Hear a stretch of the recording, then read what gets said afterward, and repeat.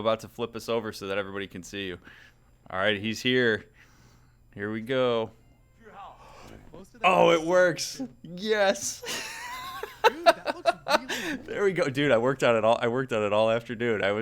Once You can use my team logo. Look Oh, at you. come on, man! I told you I was gonna come. I was gonna come packing. All right, Lobro's quiet, so I got to turn you up a little bit. All right, I got him. Mike, your particular mic for Discord is like cutting in and out too for some reason. Oh yeah, I got to do this for you. Thank you. All right, I got to do this for Lobro, and then I got this for you guys. Oh my God, Thinny and Johnny are going crazy right now with the gifted subs. Holy crap, you guys! I love it, Johnny. Thank you guys. It is so kind of you to do. Seriously, and Maurizio. Oh my God. Stuff's going crazy right now, mother. We got. Does this help? Am I louder now? Oh yeah, I think you're good. Okay. Yeah, you're good for sure. I'm just making sure that. All right, you guys can. Okay, yeah, everybody can hear you. I have you turned up also on my end, so hopefully that helps. Am I loud enough though? That's the question. I think so. Okay. Just whatever I can do to help with that. Yeah. Everybody said you're good. This is too much good going on here. I know there's so much good going on here. So Dr. Steve Brule's going to be coming across this entire time here while we're doing this. Thaddeus and Johnny, thank you so much. You guys are awesome. And anybody else who might have subbed there that I missed. Jennifer's raiding me with Jennifer. Hello, I get a Jennifer raid. Dude, look at this. Look how many people love you. You show up and then we got like 1 million people watching. Dude. Johnny and Thidian, that's not me. That was you. I know. No, Johnny and Thidian are awesome. Oh my God. There's so many cool people. This is crazy because there's so many new people in here that like I want to say hello to. Yeah, say hello but it's to like them. happening like crazy. Like Little Baby Nothing, One Up Girl, Heather E. Reed. Don't feel like you can't say hi. Chief, hello. It's been a while since I saw you. Casey Lou Who, good to see you. Huffleclaw. Casey Lou Who, hi. Let's see. It's me, Haley. Hello, it's me, Haley. Ember Cyclone. Hello. Yo-Yo Kenny. Hello. Robo. Oh my God, all of you lovely people. I'm so glad you're here. It's so kind of Lobro to bring all of you to me. I'm really excited to have you all here and to be able to chat with Lobro. You know, you and I we've had this like kind of like on and off in the works here for a while here. And now I'm glad that you're finally here, man. Thank you. I appreciate that so much, dude. Like, I'm super excited to be here and talk about fun stuff. Whatever. Yeah. Trina just asked who you are, and it's really cool. I need to introduce you to those who are in here who don't know who Lobro is. Lobro is a positive. He's all about positivity. Streams about it. He's like me. We are very like-minded in the sense that we both believe. And stop me if I say anything wrong here, Lobro. But that there needs to be more access to just being able to talk about mental health, and that needs to be more out there. Lyrid, thank you for the gifted subs. And specifically for me, not just like mental health, but also like personal growth. Like, talking about how to improve as a person, because I feel like that's like. For a long time was sort of like a weird topic for people, like because they would see people like who would do this kind of like self-help sort of like seminars and stuff like that, and they always thought it was like kooky. But the fact is, as much as those guys are like weird people, like I mean we're all weird, like these methods actually work. Working on improving yourself and allowing that to be part of everyday conversation should be like a thing that should be totally acceptable and totally encouraged. And I feel like there's not enough of it in this world, and it's my passion to help people and coach people. Sorry, I totally interrupted you and like. That's fine. In here, but no. Introduce yourself away, man. I also wanted to like address something that she specifically said. Trina said, "All right, I have no idea who Lobro is. What does he do? Why should I follow him?" I used to coach people at my last job. My job was to coach leadership. And I found out that my passion was self-care and mental health as well, and just helping people grow. That whole like leadership and teaching people and coaching and all of this is like something I've loved for a long time, and I found an avenue for it. I became good at it. It was my job. I left that because I kind of started doing that on Twitch. I brought my positivity here, my message here, my topics here, the stuff that I would talk about with my employees, I now talk about with my family on stream, my community. And so we talk about how to grow as people and as a community together. And Trina, thanks for the follow. there we go. And I for whatever it's worth, I mean, I endorse Lobro completely and I love his message. I love what he does. His aesthetic is like infinitely cooler than anybody else on Twitch. And I got, dude, I'm telling you, that when I first saw you, that was like what immediately drew me in. I was like, holy crap! Like I could watch this guy. Not only could I listen to this guy talk, like I could just watch him talk forever because the aesthetic is just so on point. So it's perfect. Thank you, man. So yeah, what he and I were talking earlier, and one of the reasons why I really wanted to like have him on, by the way, like he's the first video interview like or person that I've brought on stream. So you all are here for a historical moment in my stream because I've never had somebody on by video to come talk. So, but why I wanted to have him on is because there's kind of a cool like duality that happens with him and I, because Lobro has the ability to say really anything to anybody about kind of how to help themselves and what to do, and can be super motivating and give direct advice and all sorts of cool stuff. Whereas I have to be more on the reserved end for those types of things because of being a therapist and kind of having all of that comes along with that when I do this stream. And so we were talking about how it's really a complementary relationship that he and I have as we sit here together. But I was telling Allie this, my fiance, earlier, Lobro, after you and I chatted, that like, I don't know if you feel this way, but like, I feel like I've known you for a long time. And I realized it's only been like 4 months, and I was like, when we hung up, I was like, God, I feel like I've known him forever. Can I tell you something? Twitch does this. Like Twitch does this with you. Like you find people that you really like just resonate with, and you become friends with them. And like I've found multiple, like my friend, I'm sure Katie's here. Yeah, she's here. I saw her. Katie literally like was my mod. Moved to Arizona, and like she's my roommate now. I feel like I've known her forever, but she's one of my best friends, and I've only known her for like over a year now. Yeah. And so like Twitch just kind of does that. It brings like-minded people together, and I think it's a fantastic place for that. And so yes, I totally agree. I feel the same way, and I think that's part of what's awesome about Twitch. It's pretty cool. I mean, as a complete newcomer to Twitch, and as it relates to longevity, I'm really starting to see distortion with my voice. Are they? Wait, is that? Let's see. So is that still an issue? I was wondering if that was like a common issue, or if that was. Wait, you sound robotic. Oh, weird. Sounds like Discord being Discord. All right, well, let me see if I can figure that out real quick. Sorry, dude. No. That's it's just going up and down as I talk. Weird. It might or be like robot. It's got to be Discord. I wonder what that's all about, though. Let's see. Oh yeah, because I want to make sure this audio is what you. God, boy, Dr. Steve is just talking over us right now. Thank you for all the gifted subs to everybody who gave out gifted subs. Like, that's incredibly kind of you. If you subbed on your own, thank you for doing that. I'm sorry I didn't even catch it. It went so fast. LobroWatch happening here. Server location? I don't know. Our connection is on US West, and it's getting some like up and down issues, so I'm going to change my location, hopefully. I gotta figure out how to do that real quick, though. Okay. Jet, thank you for the sub. Yeah, I know, Dr. Steve. It's Dr. Steve being... Wait, the follow notification. Oh, is that what's causing things to get all weird? Oh, maybe it is that. Can I just disconnect and recall you? Yeah, go for it, dude. Oh my God, look at this. It's dual me. What's up, everybody? Okay, wait, there we go. You're back. Oh, Dr. Mick. You like that? A little double me? I did. Ooh, you sound better now. I do? On my end, you do. You sound a lot better. Perfect. Yeah. Cool. All right, there we go. We got it all figured out. Hopefully that fixes some things. Yeah. Oh. Wait, what just happened? Did you just share your screen with me? Oh, I'm looking at your desktop. There yeah, you go. So you get a little branding for you there. Oh, it's because I closed OBS. Sorry. I use OBS to screen share. Otherwise, what you saw, you know how it mirrors the image? Mm-hmm. Otherwise, it mirrors me, and I prefer this orientation, so I use OBS to flip it. That's all. Okay. All right. Anyway. Oh, my God. All right. So now that that's all set up. Oh, are we? Okay, there we go. I think we're good now.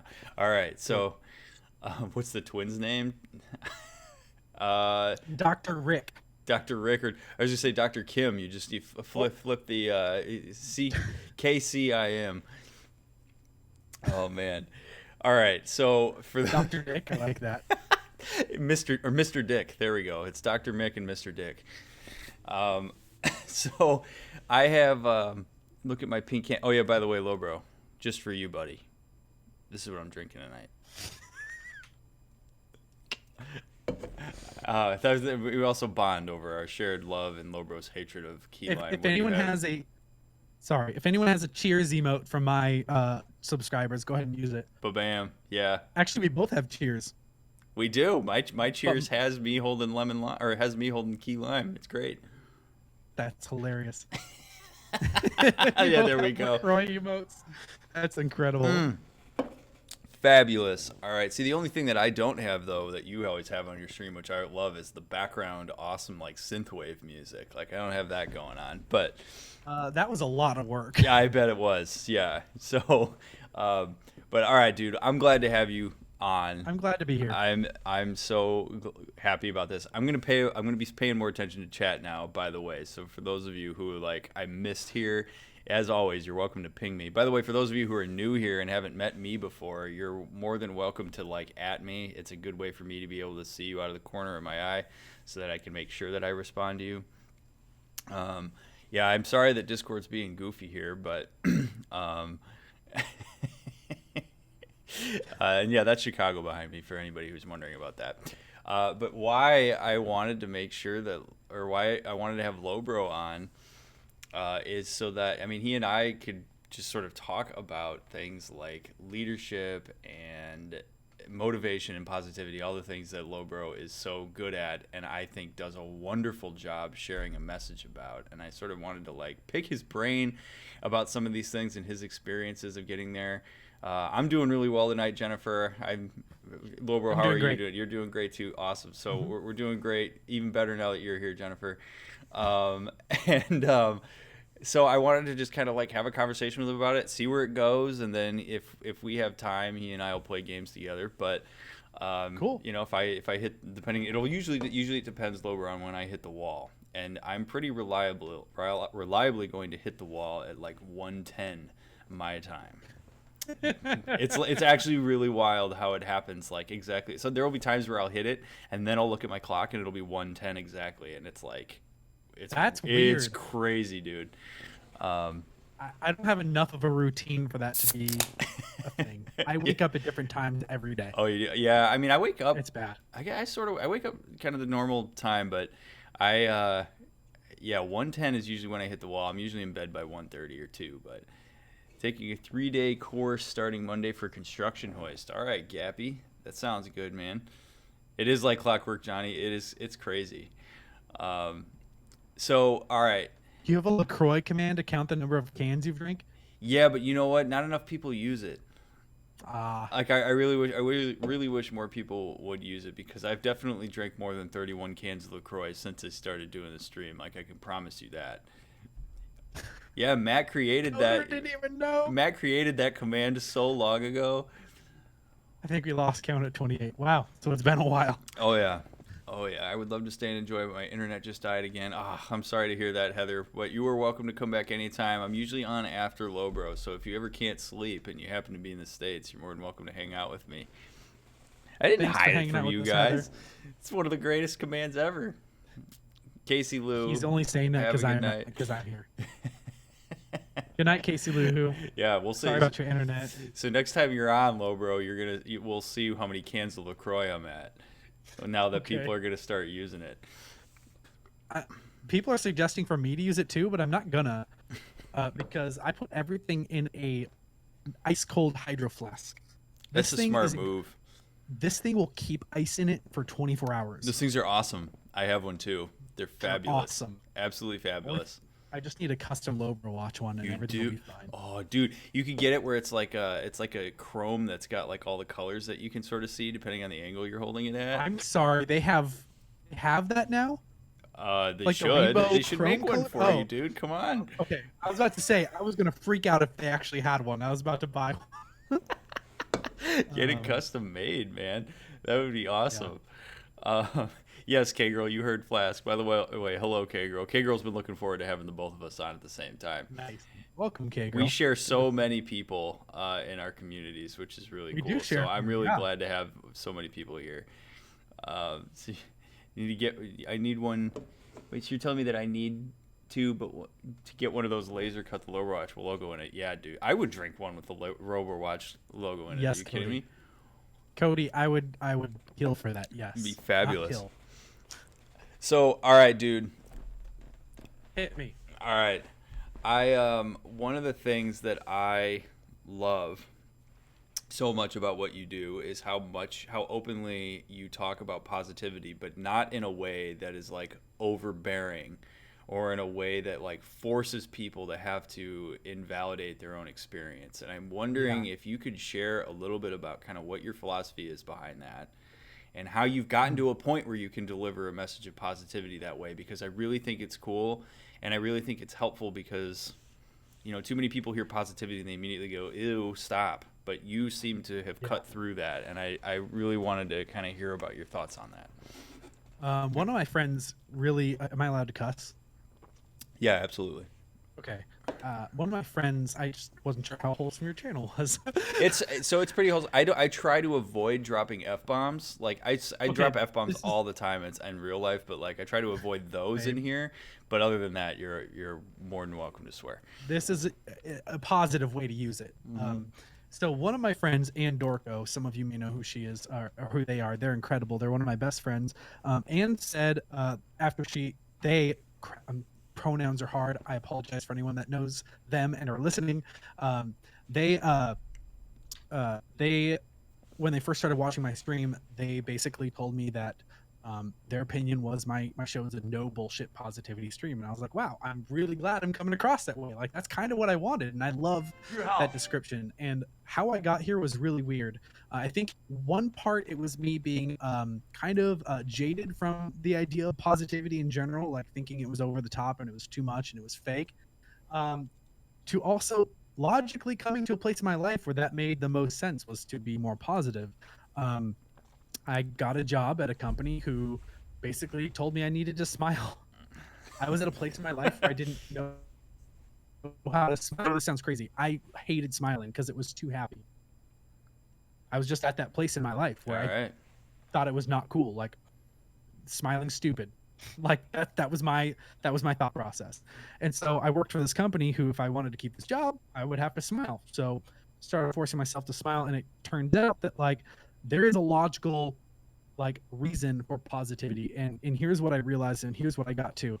If you believe it is not possible, if you believe that you can't do something, then you never will, right? But if you believe in the possibility that you can, at least that the possibility of it happening can happen. Like if you've already decided you can't do it, then it won't happen. The reason I believe in positivity is because if you believe in yourself and you believe that you can, you're at least open to the idea and the possibility of your future being as bright as you can dream it to be, right? Mm-hmm. Oh, I'm a robot again? You are, but it's weird. I can still hear you okay though. Like I mean, it doesn't sound like it's not debilitating in the fact that it makes it hard to understand you. So I'm not super worried about it.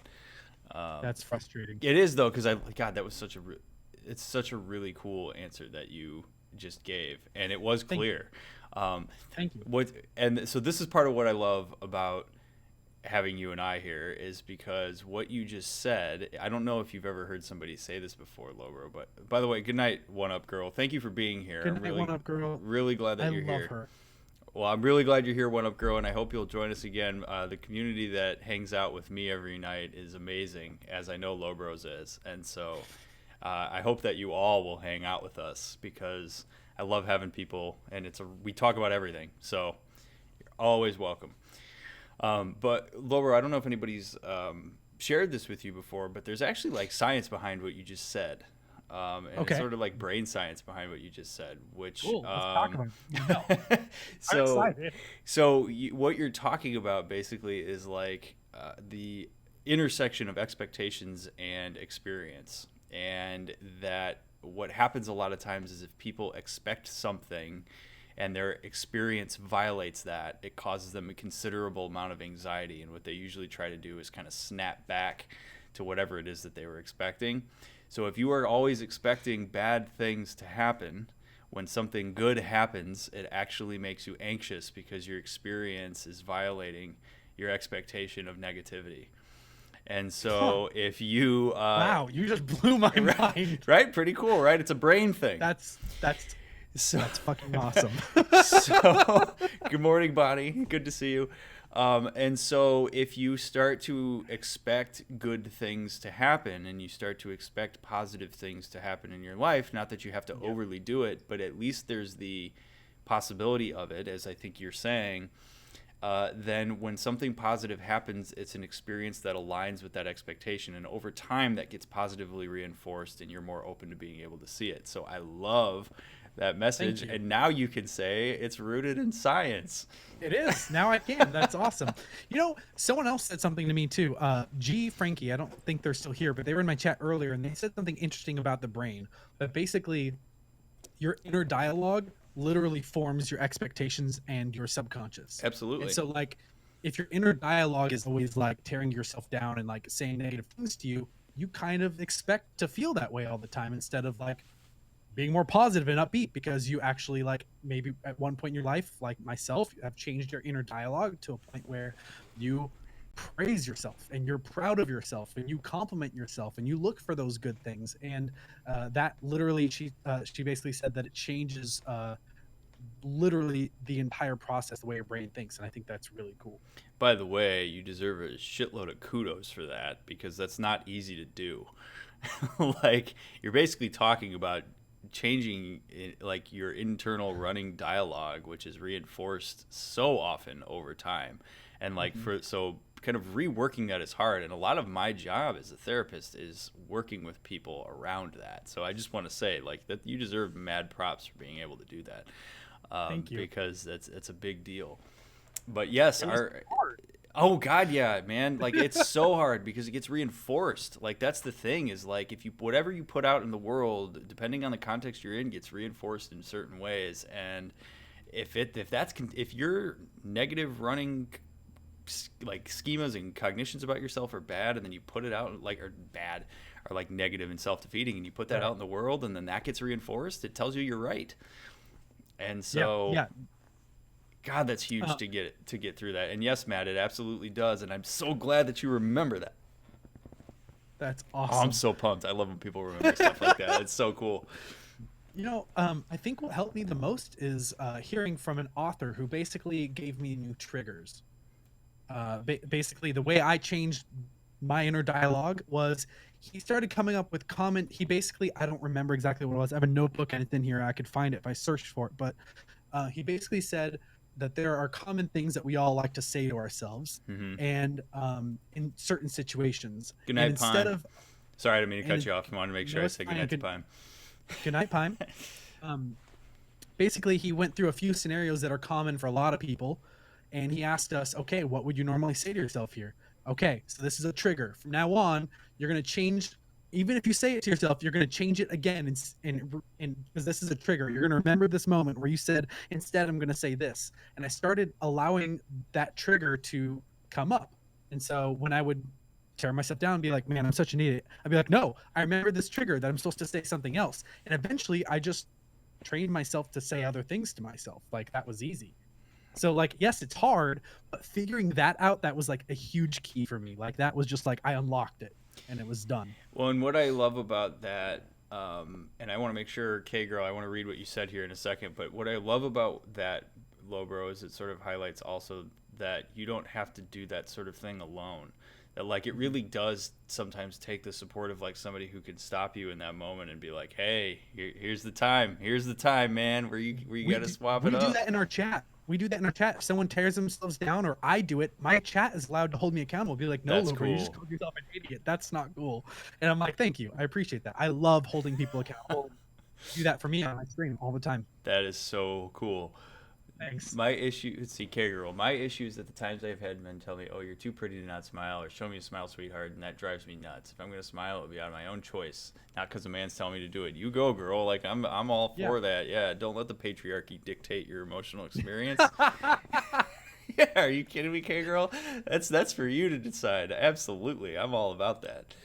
And it almost like it's frustrating because like in that moment, if you don't smile, you're responding to them and letting them win. But if you do smile, again, you're letting them win. It's like they put you in this precarious situation. You're like, just like fuck them, like give them the finger. That's right, K-Girl. Fight the power. That's absolutely right.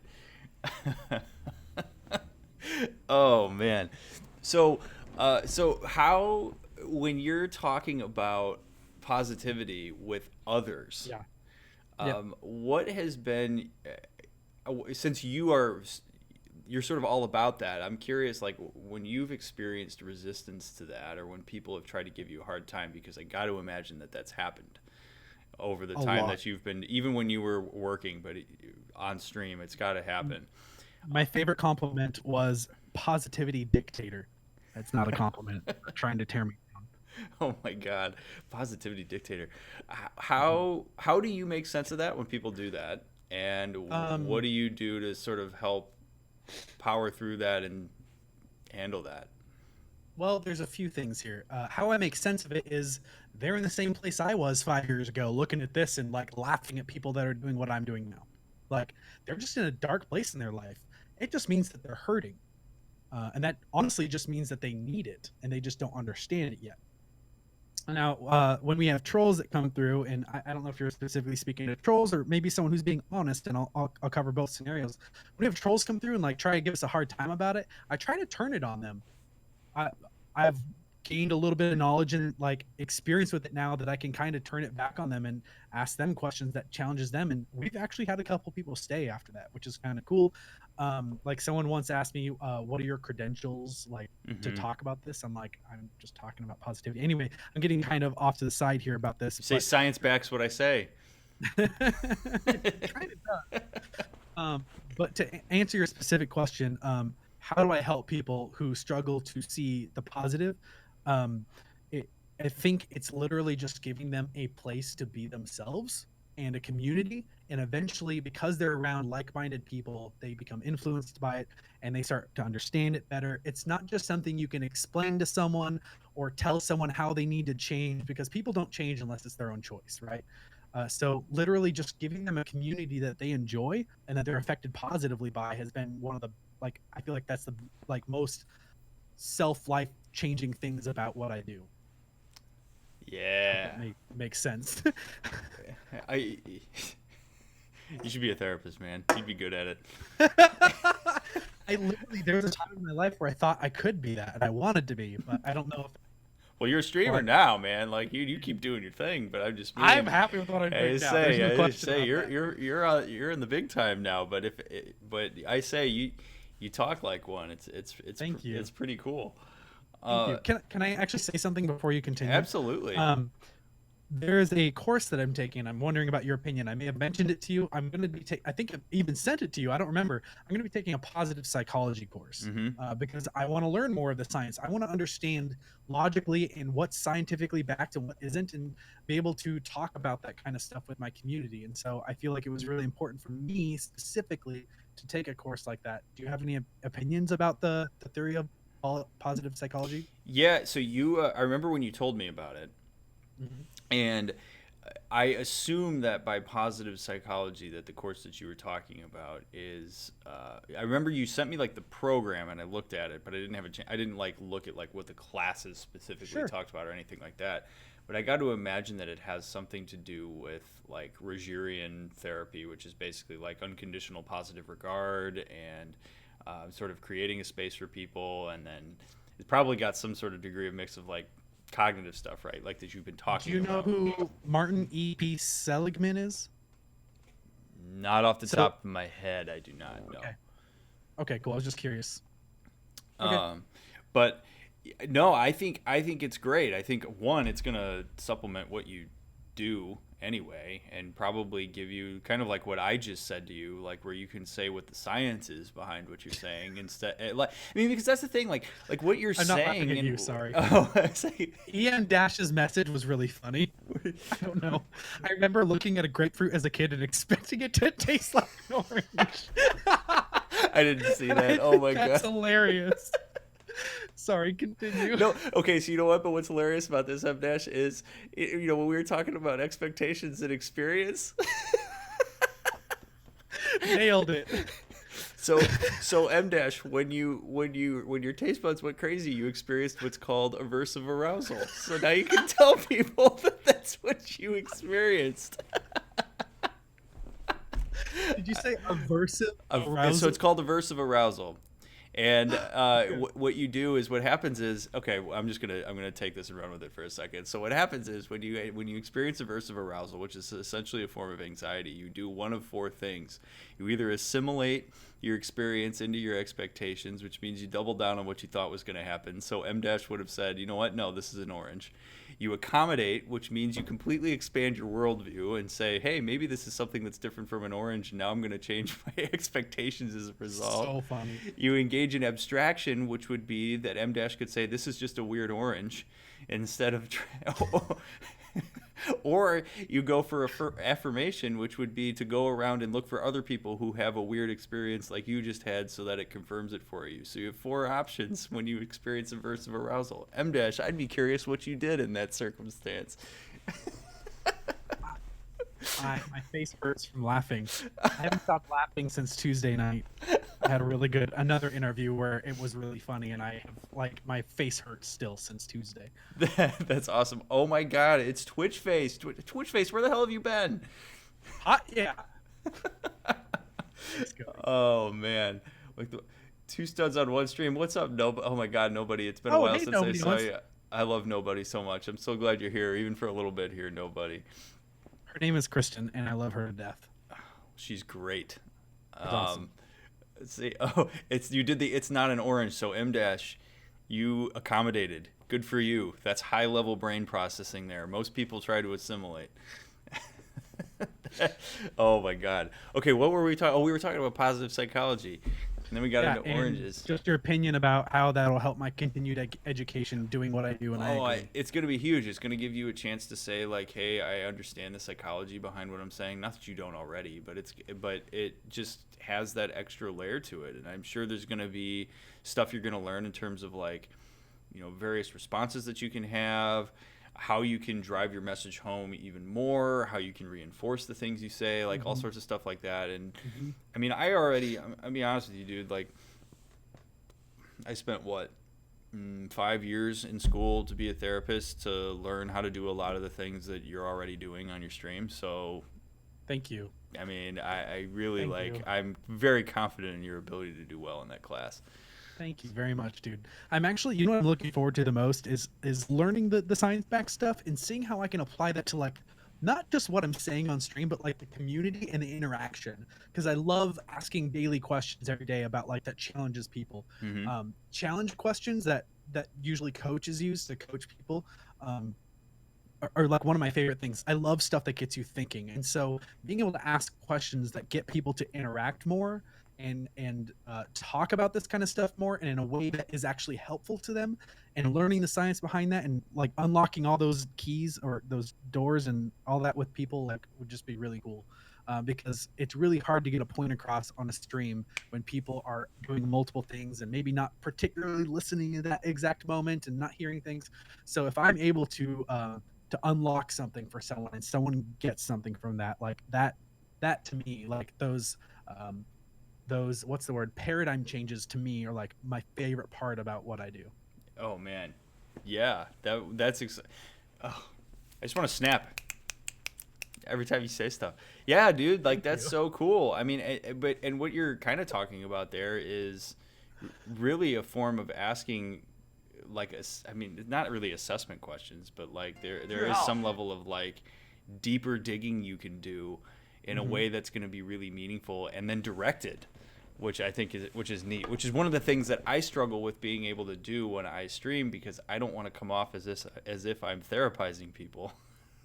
because obviously that people might assume that that's what I'm doing. So that is going to be really cool for you to be able to do. Thank you. How do you feel about the use of cynicism as a persona when it makes people laugh and creates a positive atmosphere? You want to take that one, bud? Sure. So on the surface level, in my opinion, it's on the surface level, it's most people are going to laugh at it and think it's funny. But on a deeper level, the person who is being cynical is usually a comedian who is using themselves for humor. They're being cynical about themselves, or wow, that was a nice face that the camera just paused and showed. I know. I don't know why it's doing that. No, it's okay. There we go. Okay. But basically, on a deeper level, I think it actually is hurtful, and I think it's hurting the person who is sharing it, because they're able to laugh at it, and I think that's great, and I think it's funny. But on a deeper level, I think their inner dialogue is saying that stuff to them, and I think that's the part that's dangerous. And I could be completely off here, but usually cynicism is like satire, and not satire. Cynicism is usually what's the word I'm looking for? Sarcasm. They go hand in hand, and I think people who use that as a form of like comedy, they're really feeling that about themselves, and I think that's a dangerous road. But that's my opinion about it. What do you think? Yeah, so it's interesting because I think what you're saying is true. I also think that there is, when people have a high self-esteem or secure attachment with themselves, they actually have a strong ability to be self-deprecating, which then I think sometimes can lead towards the ability to be, I guess, cynical in some way. But there's a difference between cynicism and kind of like satire, I guess. Yeah, that's why I reworded it. Yeah, because I didn't want to. Yeah, because cynicism at its core is sort of the idea that like it's basically like questioning the world, but then kind of taking it towards like a negative skew and sort of placing that umbrella on everything. Yeah. Questioning is great. I think when you get into assuming that you have to question because things are worse than you think they are, that's an entirely different deal. And so, but here's the thing: is what I think you're talking about in that question is the idea that when people do that and have that persona, but then people laugh and it creates a positive atmosphere. What happens is the environment is reinforcing that that's how that person should operate on the environment.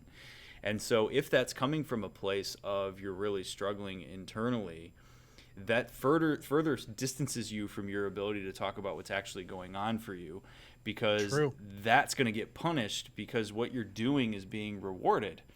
And that's where relationships get really tricky, because if you're, it's sort of like the person who's really depressed and then jokes as a way to get away from that depression or to lighten the mood for people so that they don't depress the people around them.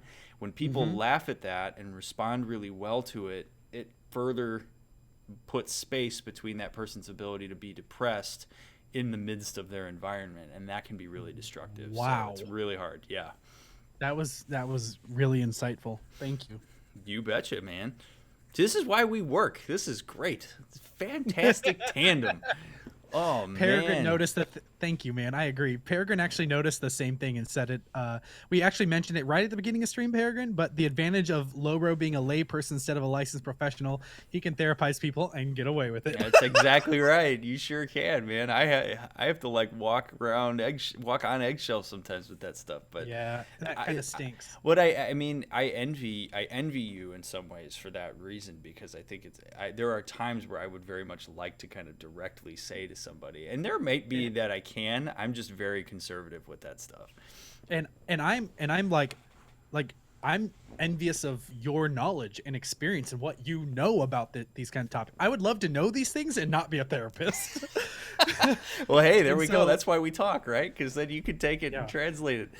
So no, it's fine, Peregrine. I just thought it was interesting that you noticed the same thing. Like, good job. Like, I was complimenting you, dude. Yeah, no, I agree. Like, it is cool that you would notice that. See all these memes about wanting to die and having depression. That's exactly right, Bloody. That's a really good example of that. And I mean, the thing also is because, and I would love to hear your thoughts on this, dude.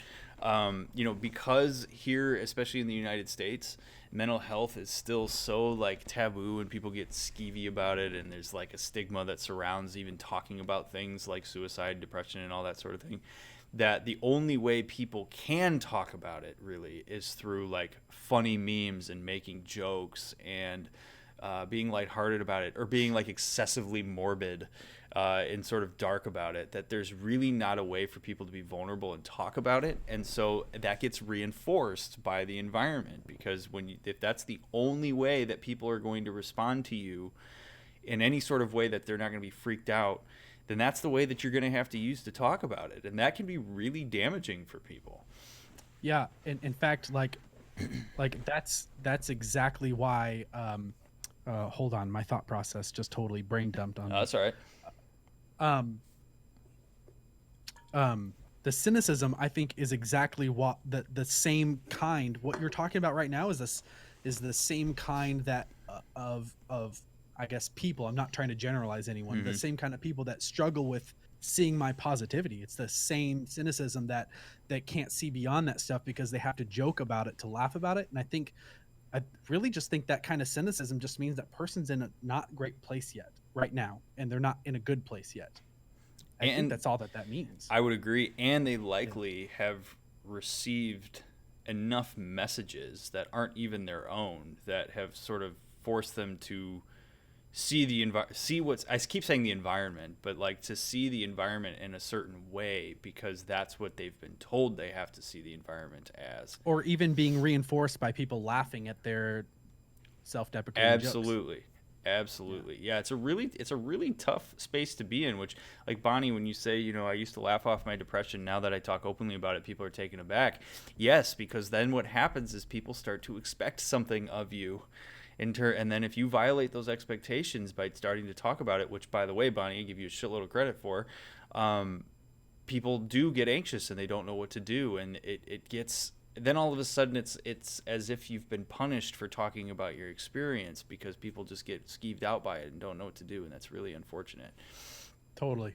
So for whatever it's worth, Bonnie, I give you a ton of credit for that, because it's a big deal. And that's where having that self-love, I think, really helps, because then you can reinforce for yourself that this is a big deal.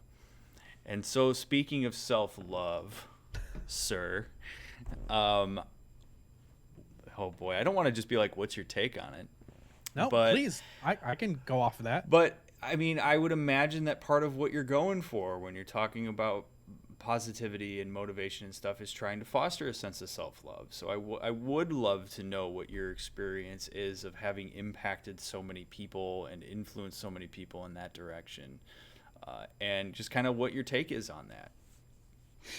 Your mic is kind of fading in and out a little bit for me still for some reason. Sorry. There we go. So can you repeat the last part again? I missed it. Sorry. Sure. So, oh man, this is funny, because even in therapy, this happens to me, where I'll ask a question and then they'll say, can you ask that again? Because that was a really good question. And then I'll be like, no. Well, I can go off. No. So I said, just kind of like, what are your thoughts on like self-love and how you see people achieving it as somebody who has influence on people moving towards a space of more self-love? Well, one of the things I'll talk about methods before I talk about my feelings about it, and I have a reason for this. Go for it. My method is this. What I love to do is ask people to be vulnerable about something in their life right now. So like one of my favorite questions is, what is something that you're proud of yourself today? Or like, compliment yourself and put it in chat, or things like this. And it gets people to be vulnerable about themselves. But really what we're also doing is we're actually like pointing out something about ourselves that we really like, because if you're in a place where you don't love yourself, you're probably not looking for reasons to love yourself. And so I'm literally asking people to look for a reason to love themselves, and to find something that they love about themselves. In fact, I literally have a command in my chat I turn on and off for certain nights. I haven't used it in a while, so people who watch my channel all the time probably may not know of it, but I used to use this all the time, and it was just it was a repeating alert in my channel that would basically say, what is something you love about yourself today? Feel free to share it in chat. It requires people to be vulnerable about themselves, but it also allows us to point out that thing that we really love about ourselves, which is something that if you're not doing it, you probably need to start. And so my take on self-love is this. I think most people, well, I wouldn't even say most people. I'm going to remove the generalization in general. Wow, words are hard. It's all good, man.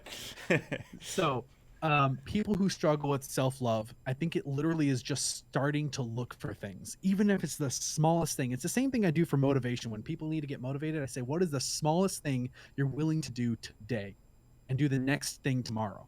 What is the smallest thing that you're willing to do today just to start? Even if it just means writing notes down and writing down your thoughts and leaving it there and going to do something else because you're not motivated about it. Smallest thing.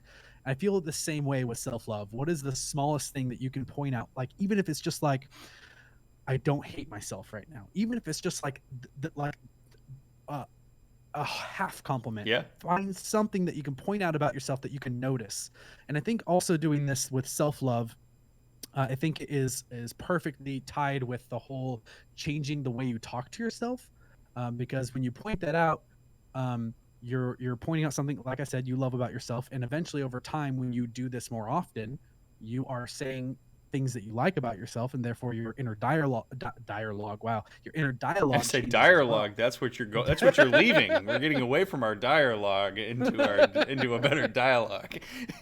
And so, yeah, I totally just think it's part of the inner dialogue that we have to help people change, and it's a kind of a secret way of getting people to talk about themselves, and even on an even more meta level, it's having people notice themselves. Because when I talk about self-awareness a lot, and I know I'm going down a deeper rabbit hole here, but when people do it, man, go. When people aren't self-aware, it's because they're not noticing themselves. Literally, just learning how to notice yourself is becoming more self-aware, and therefore being able to figure out these parts in our life that we can improve on. And I think that's where you have to start, because you have to start noticing yourself, and figuring out things you love about yourself is the easiest place. Maybe not easy for some people. It's one of the greatest places to start, in my opinion. So, sorry for the long answer. No, I love the answer.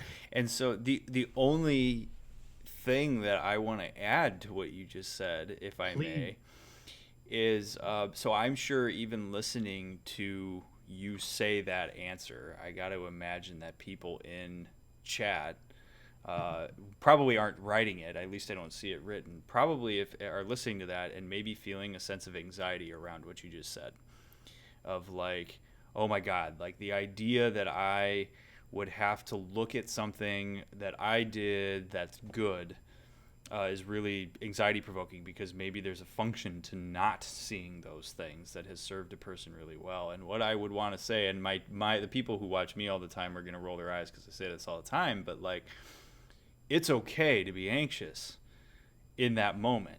So, like if people are watching you and you're saying, hey, check out this really cool thing you did about yourself and notice it, and if you're even going to be vulnerable enough to say it in chat, and then you feel this sense of anxiety, it's okay to be anxious about that stuff, because you're basically asking yourself to violate your own expectations.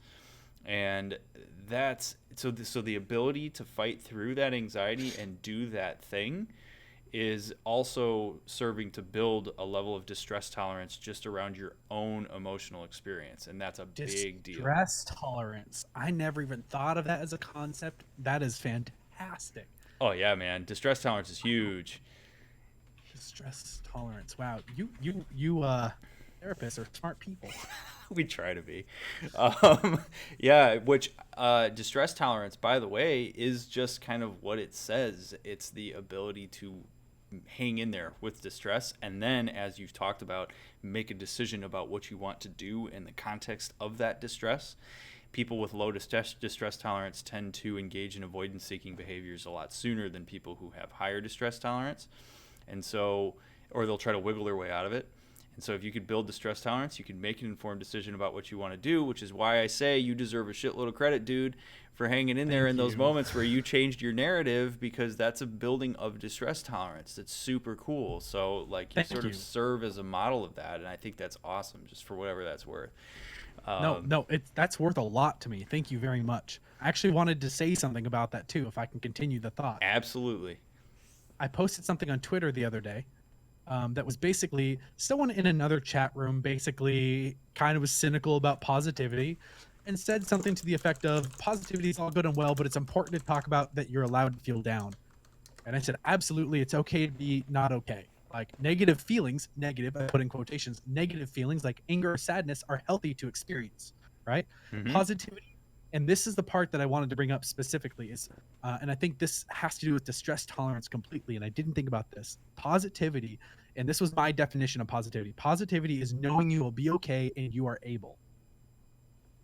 That was my definition for it. And I didn't realize in that moment what I was tweeting about was also distress tolerance, because if you're tweeting that you are able and that you believe you are able, you are actually helping your distress tolerance by saying that you can do that um, because you're admitting to yourself that you can instead of that. You know what I mean? I don't know. Like Yeah. that was my thought process. Yeah. No, Did anyone follow that? I did. I'm taking it in. Like that's what yes. And that's why, you know, equally as important as having, say, somebody like you or me engage a person in that process, Yeah. as important as that is at the outset before the thing happens, it is why the reinforcement of that after it happens, like the reward for it, is so important. Because if a person fights through, builds a little bit of distress tolerance, sits with the anxiety of that, and then does the thing. So let's imagine that the next morning, dudes, like somebody hears you say that, they wake up in the morning and then they say, all right, you know what? I'm going to do that today. I'm going to pick the thing that I love about myself, even though it's hard. Then there's not always a reward for that.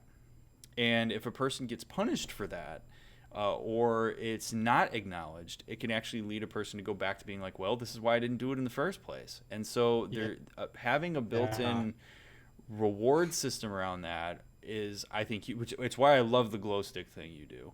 But like the built that reward or that acknowledgement from somebody else or even from yourself in those moments is just as important as engaging in the actual activity. So Thank you. So yeah, I love that. Thank you. Ooh, wait a minute. Hold on. What did I just see? I just saw like a mod thing pop in. Is that handled? Okay, I think that's handled. Okay, we're good. Nightbot catches the weirdest stuff on my chat sometimes. Like automod is so weird sometimes. So thank you, mod, for handling that. Whichever one of you did. I think it was Victoria. I haven't seen automod in a long time on my channel. Automod pops up on right me. or wrong. Oh my god, automod all the time. Me, automod, and Nightbot have a very difficult relationship. Nightbot has been a pain in my ass ever since I started. I only use Nightbot for one thing, and that's to tell people what song is playing. Nice. Yeah, I need to. I got that's the only bot that'll do that. That's on my list of things I got to work on for the stream. Victoria, that is awesome. Congratulations, by the way. I just saw that you pinged me to tell me that you'll start training for the crisis text line on March 11th, and that's so awesome. That's huge. That's my birthday. That's right.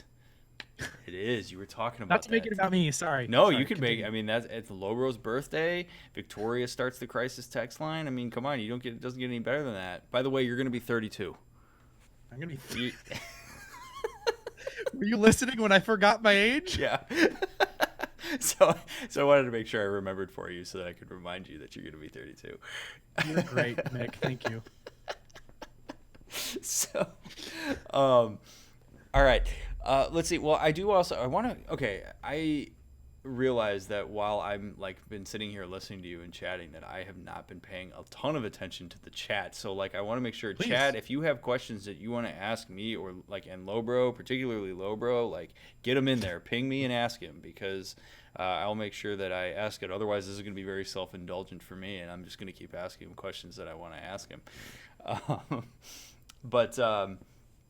So I actually, I have people that watch me that have expressed some degree of interest in wanting to potentially become therapists or wanting to learn more about this stuff. And I'm wondering, first, how was your day?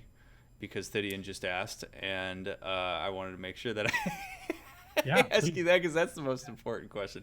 How was your day? But no, but then sort of as somebody who's looking at taking a couple classes, what's that process been like for you to kind of like decide that you wanted to do it, and what are you hoping to get out of it as somebody who's going to take it, and maybe not trying to become a therapist but also still trying to want to learn? Sure, that's a great question. Well, my day was kind of rough, to be honest. I have a chronic illness called Crohn's disease. It's a digestive disorder. Well, it's not a disorder; it's technically a disease. And so, because of that, I'm in pain a lot. And I was in bed until like nearly 2 p.m. today, which kind of sucks considering I had a schedule I had to take care of, Mm. things to do. But it's just something I'm struggling with right now. I'm working through it. But other than that, like once the pain subsided, today's been awesome. I've been able to get stuff done. It was like stream is one of the things that like really cheers me up, and so I was really happy that I felt well enough to do that because I got to hang out with my community, which always makes me feel good. And I'm so thankful for them. I'd be lost without the community that I have. But thank you for asking. I'm doing really well. In general, life is great. Like I'm really happy. I'm getting married this fall. Like super excited for that. Anyway, That's a big thank deal, you. man. So am I. We're that's another thing. We're Thank you. both I getting forgot married in the about that. fall. That's right. Yeah. Thank you, Johnny. To our beautiful fiancés. Yeah.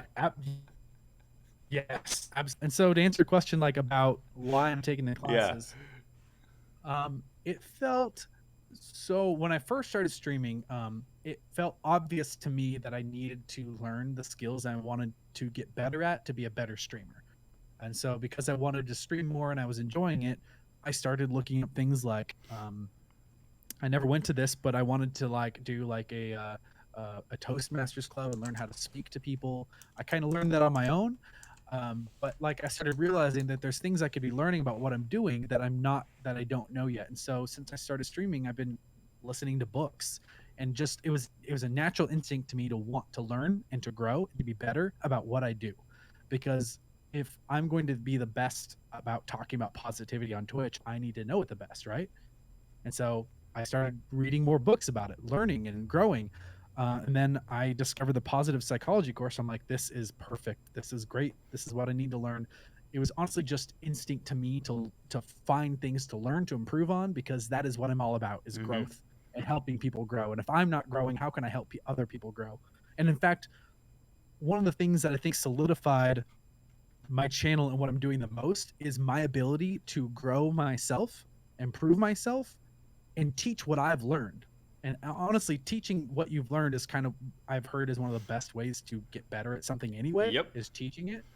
And so I am growing even more rapidly because I'm teaching it every single stream, and I'm talking about the things that I'm learning, which then is social confirmation to my community, because they're like, wow, he's doing it, I know I can too. And so it's just a win-win-win all the way around to learn and grow. Like it's a perfect like storm for me. It makes complete sense to improve myself. Totally. What is all right, you can tell me if you don't want to answer this, but what is something that you learned, or that like that you really appreciated that you learned but never anticipated that you would learn it, as it relates to this stuff? Maybe that's a hard question, but I would be curious about Ask that. again. 'Cause you cut out. Ask again because you cut Sure. out. So, what's something that you learned that you didn't anticipate learning, but it was like a really Ooh. big deal for you? So believe it or not, trolls. I know this sounds crazy, and it has almost nothing to do with what we're doing, but well, maybe it does. Learning how to deal with cynical people, like we just talked about that, but like how to deal with them in a way that won't affect me, because for a long time, I was bullied a lot as a kid, and so it was really. I see your message, by the way, Jinx. We won't forget you.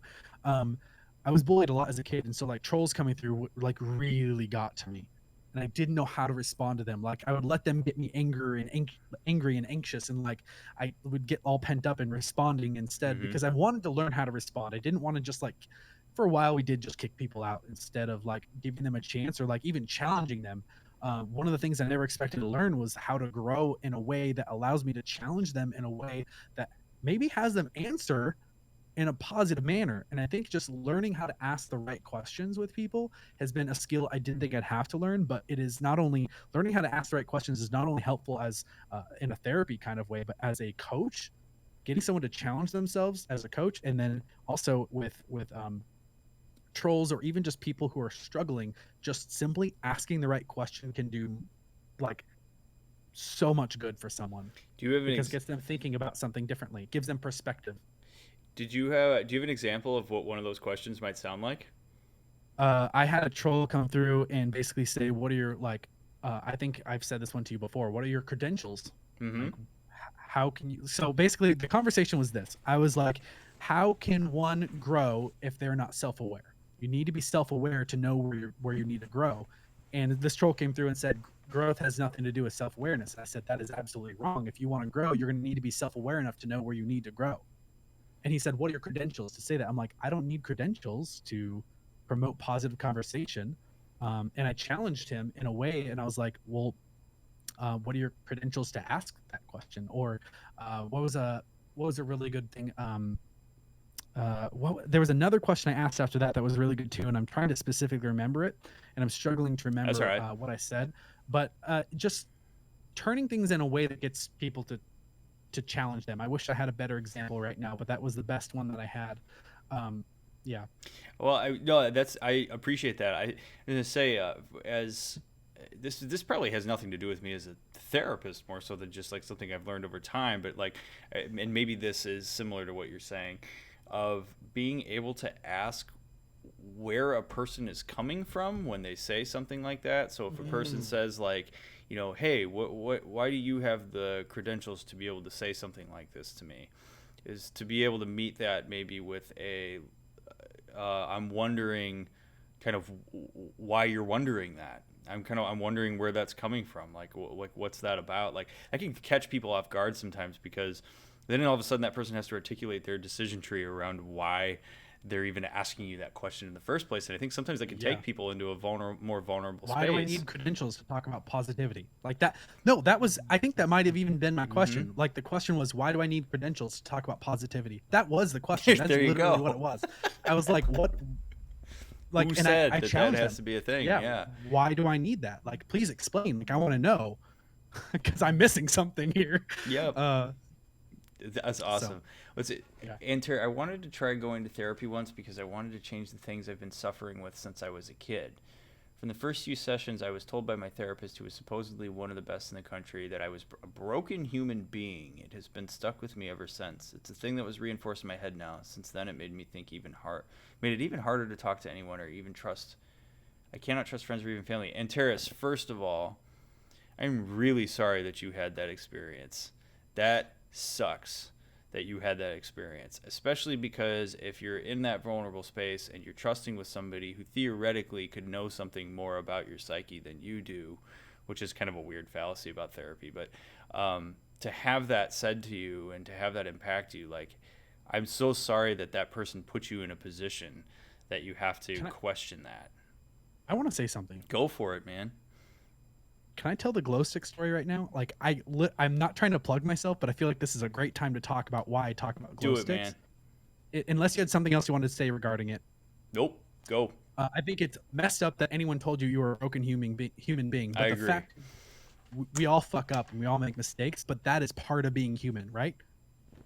And that's the whole point of the glow stick, is like that we're imperfect. We have this something about us that is imperfect, but really this is just who we are. That imperfection, that growth, that's the experience. That's the life experience, is like learning how to get through these things. That is what life is. And so despite the fact that we may have these things wrong with us, we still glow and we still shine. And this is actually why I give away glow sticks, is because it's a great human analogy. Is that we are imperfect people, but that is just the human condition. And despite that, we can still glow and we can still shine. And I give these away for people to have a goal. And so he mentioned this earlier, and I wasn't sure if everyone knew about this, but basically I give glow sticks away, unbroken ones, obviously, and people break them. You gotta hope it's glowing by the time it gets to you.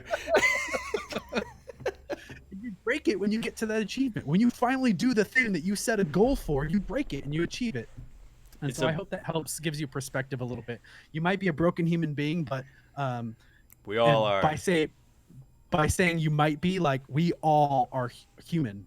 Like, that's what I'm saying. It's like we are all human and it's okay. So whatever he said really has no value, because if you look at it in a different way, you are not a broken human being, but in a totally different perspective, we are all sort of imperfect. I'm not saying like broken, because I don't technically believe that we're all broken by default. Like, I Yeah. just think that I think that we have things about us. We all have different struggles, and I think that's a good thing. And I think just overcoming it is part of the life experience, and that's what that's all about. Anyway, Yeah, no, dude, I'm telling you, the glow stick idea is prime time. thank you, It's absolutely fabulous. thank you. I, I someday I'm probably gonna steal it as like a therapeutic intervention, and I'll be sure I give you credit when I do it. But it's seriously, Please dude, do. it's so good. It's so Please good. do. But In okay, fact, but actually, go on. I want to say why that is so brilliant beyond just kind of everything you just said This is what I was going to ask. because it goes back to what I was talking about earlier. It's the Okay. idea that if you hang in there with something and you push yourself through a verse of arousal, dissonance, anxiety, all the things that people go through when they have to engage in something new, which is why my job is hard sometimes, because moving people through change is incredibly difficult.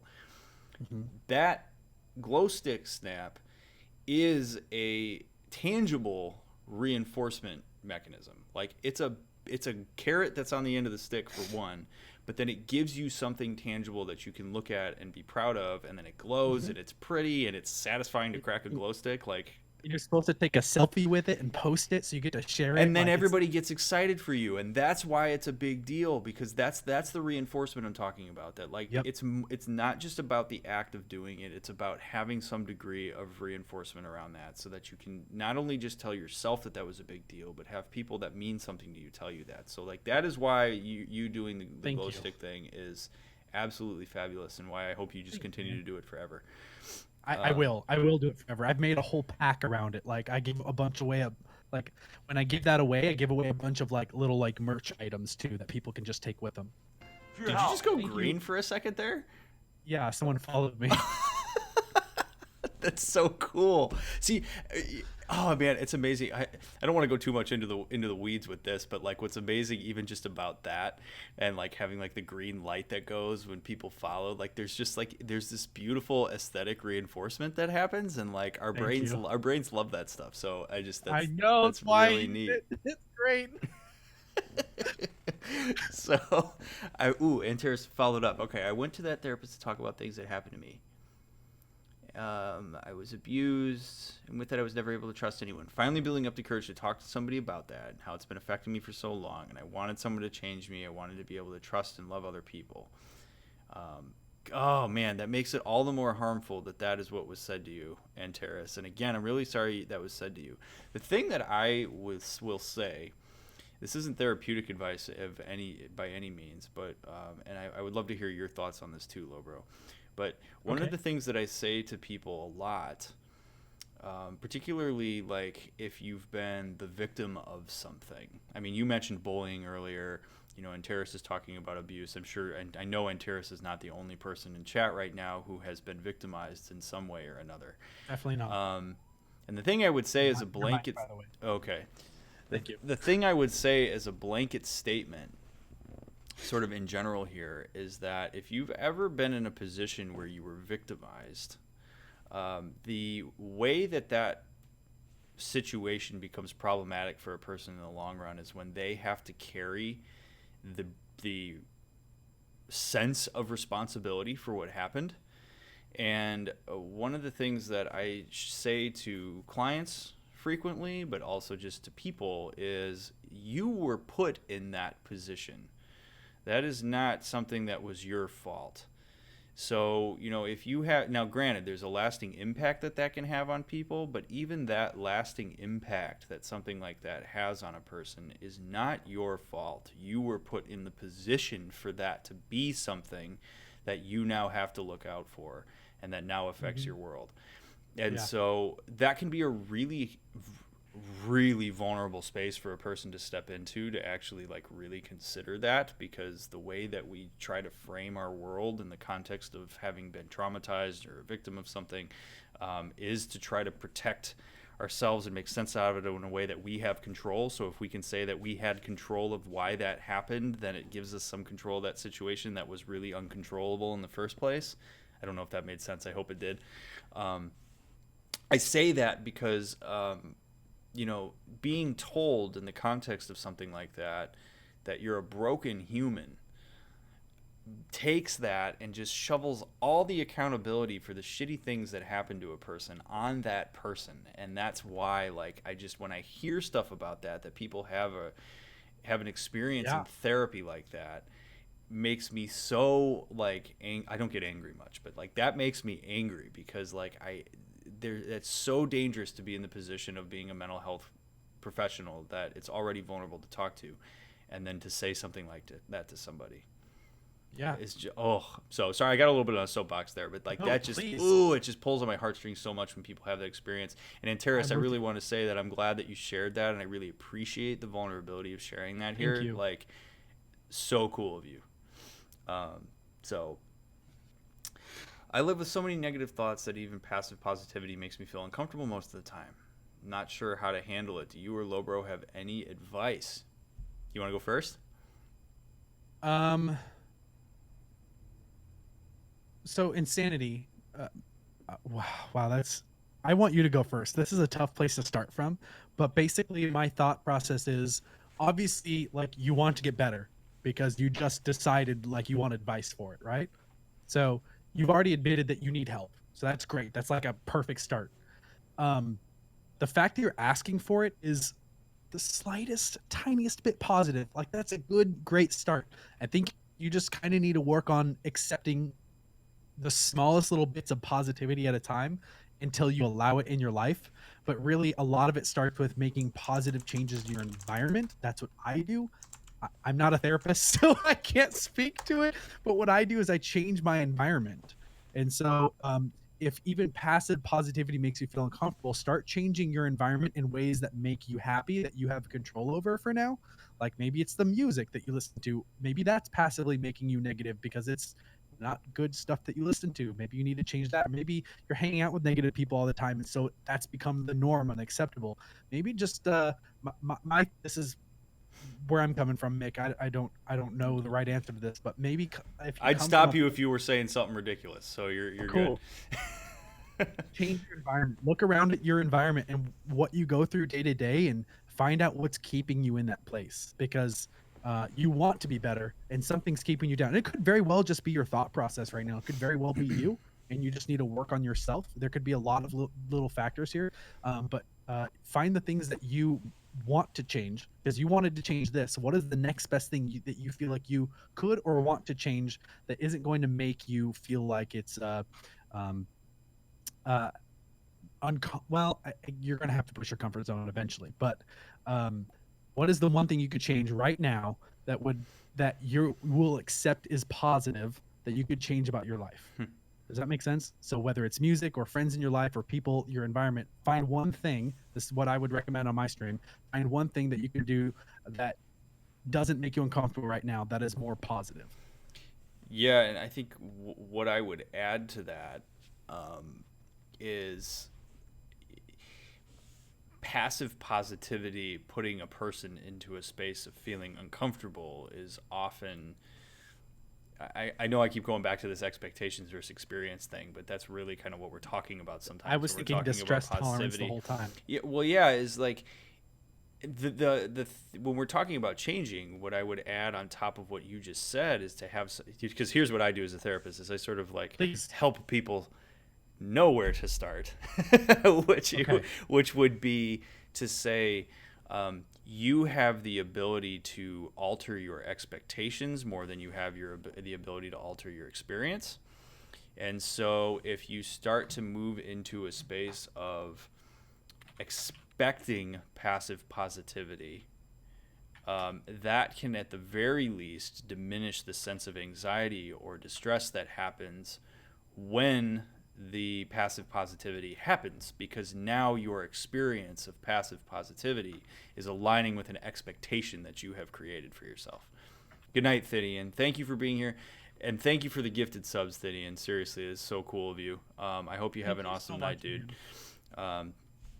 So so that is like, one of the things that I would say about that in terms of like where you start is the ability to alter your expectations. That's a really vulnerable thing to do. It's not easy, but part of the experiencing that is distressing and then sort of going into a negative cycle. And I'm not saying this is your experience insanity. I'm just sort of saying this in general, is that immediately jumping into that negative spiral can be something that's comfortable. Even though it feels crappy, it's something that at least you know what to expect when you do that. And people take what they can expect, even if it sucks, more than if it's something new that doesn't. It's why change is so ridiculously hard for humans. That's incredibly intelligent. I love that response. I didn't even think about that. Changing your expectations over changing your experience, because you can change your expectations more easily than your experience. That is some next level shit, Dr. Nick. Well, one of the things I say frequently on stream, but I say this in my job all the time, is we can't really change our emotion, like our experience. Like that would be me. Like imagine, dude, if you woke up and you were just in a bad mood and you were feeling really anxious and you were feeling sad. If we could change our experience, then if I popped in and I said, and I called you up and I said, "Hey, Lobro, just feel happy," I'd be mad at you. it doesn't work that way. Yeah. So like what we would have to do is first get into like, okay, like, hey, let's maybe work on our expectations of when you wake up. Like allow that to be a thing that's possible, that you may wake up and be sad and angry, because then when it happens, you don't have this compounding of anxiety on top of it. You can look at it and say, okay, well, this is within the scope of what I thought might happen when I woke up. What do I want to do? And it freezes the compounding of anxiety that can happen in a circumstance like that. So that's why I like to like really drive that home, because it's really at the core often of what I do. And so now, again, now you know when you're saying stuff like this, you're totally on point, because there's a psychological thing behind it. I'm so glad you're going to take this class, because it's going to help you out with it too. But cool. I want to add on to that real quick though before you read chat. No, go for it. Sorry, I wasn't trying to call you out for reading chat. Like that's good. That was good. Boy, that was perceptive, man. You knew immediately. That's what I was doing. So I did. Something interesting I learned about this is that anxiety, or even a feeling of anxiousness, is caused by changed expectations. You expected one thing and got something else. Like that is what causes a lot of my anxiety in my life. I feel anxious because I haven't accepted that something's going to happen. Like I know every single day what to expect when I get to work, but I used to not accept it because I didn't want it to happen. Like there was a few at my old job, like I'm talking about, like when my life wasn't great. I would go to work and be anxious about it, but it was because I didn't want to accept what I was going to go through. And so really, I think changing your expectations is learning how to accept the things that we don't want to. Well, not accepting is expecting something else. Oh my God, I'm writing that down. Not accepting. I mean, essentially that not acceptance is denial, and denial is rooted in alternative expectations. Cool. I love this. If I had a mic, I'd drop it. I got two mics. I could drop it. So yes, I mean, but that makes sense. I'm so glad that you would share that, because it's a beautiful example of that. Thank you. Jinx, I'm way back in chat right now, but I want to make sure that Jinx said, let's see, my mom is really toxic. I always go back to, she had a really physically, emotionally abusive dad. He was an alcoholic. She was treated unfairly. That's got to hurt a person. Absolutely. And by the way, Jinx, that's a super cool thing that you can do, that you can be empathic about something like that. Like, it goes a long way to be able to find empathy in something as difficult as that. So I give you a lot of credit for that. Yes, therapists can diagnose their clients. They absolutely can. I do it all the time. I can do it. You usually can do it at the master's level. If a therapist is hesitant to provide a diagnosis, it's because they probably haven't seen the combination of symptoms that needs to be present for long enough of a period of time to diagnose it. But that's a conversation that you should absolutely have with your therapist. But yes, we can diagnose. I do it all the time. That's how insurance reimburses the people that see me under insurance. And There was another good question in there by Jinx. How do you change your expectations, though? I have a really. Did we already read this? Oh no, we did. Okay, that's a really I have a great really hard question. time with expectations, but I thought they weren't changeable. Oh, they totally are. So, uh, I'm going to take this one real quick, and then I want to hear your Please, thoughts on it too. So, I'm excited. Jinx, your expectations are changeable, and here's why. Because expectations are rooted in cognition and meaning. Cognition and meaning is able to be modified. So when you have an expectation, essentially what you're doing is you're saying something to yourself about an anticipated experience. So, for example, my expectation when I wake up in the morning tomorrow is that uh, Allie's gonna be there, and that she's gonna be happy to see me when we wake up in the morning because we're in a good place right now, right? So that's something, but that happens cognitively. I'm saying that like my expectation is that my fiance will be there when I wake up in the morning. Now, if I shift this to where like if we were in a bad place, which we aren't, if I said like, oh, Allie, my expectation is that Allie is gonna make fun of me and be nasty to me in the morning because that's what everybody's always done in my entire life. That's again, it's a cognition. I mean, you can even see it right there. I just immediately switched and made different meaning out of the same exact situation. And so expectations, because they're rooted in that, are modifiable. Experience is rooted in an emotional experience, and those can't really be changed. That's something that happens over time. So you can change emotion, but really emotion only changes when you've done enough cognitive change and behavioral change that it sort of reinforces that there's a different emotional experience that's capable of being had. And so, The co- oh no, go ahead, go ahead. What's I your? was gonna make a joke. I'm sorry. Oh, that's fine. Jokes are Because we were welcome here, talking man. about Commander Victoria said we getting cognitive in here, and I said, yeah, the cogs are turning. Continue. Boom. Terrible joke. So the way that you change expectations, Jinx, I guess the long way of me answering this question, the way that we change expectations is to realize first what are the expectations that you're currently operating off of, which Lobro, you already said a little bit earlier, and then what would you like your expectations to be? So it's important to see that you have a degree of agency in the expectations that you have, but also that you're capable of formulating what are expectations that are realistic. So, what are the aspects of a given situation that are modifiable by you and influenceable by you, and what isn't? And then being able to focus on what is capable of being altered by you. Hmm. And you can work with somebody around that. Therapists, that's what we're here for. We can totally help you do that. Yeah. So, Can I add on to that? Like, that was interesting because I think I deal with this with people in goal setting too all the time. Is I try to stretch what's realistic for them so that they push for something greater for themselves because I think achievement is one of the greatest joys of life is achieving things that you're proud of. So I think I deal with the same thing, but kind of opposite in a way. Like when I'm trying to encourage someone to dream a little bit bigger, they're like, "Well, I don't know if that's realistic for me." So there has to be like this happy medium between like what is a realistic expectation and what is like because I goals and expectations to me are just the same thing, mm-hmm. right? Um, well, smart goals are good, Gecko, but I also believe in like having dream goals. Like for me, like I want to be on a TEDx stage one day. Oh, I you don't know could if there's totally any do way. that.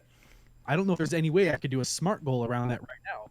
Like there's steps that I have to take to get there, but like that's like I feel like that's like a big dream goal for me. But I think getting people to believe in that, even just to like just to dream of that and to expect that kind of thing is pushing them further than what they like, especially people who have been damaged by like their expectations.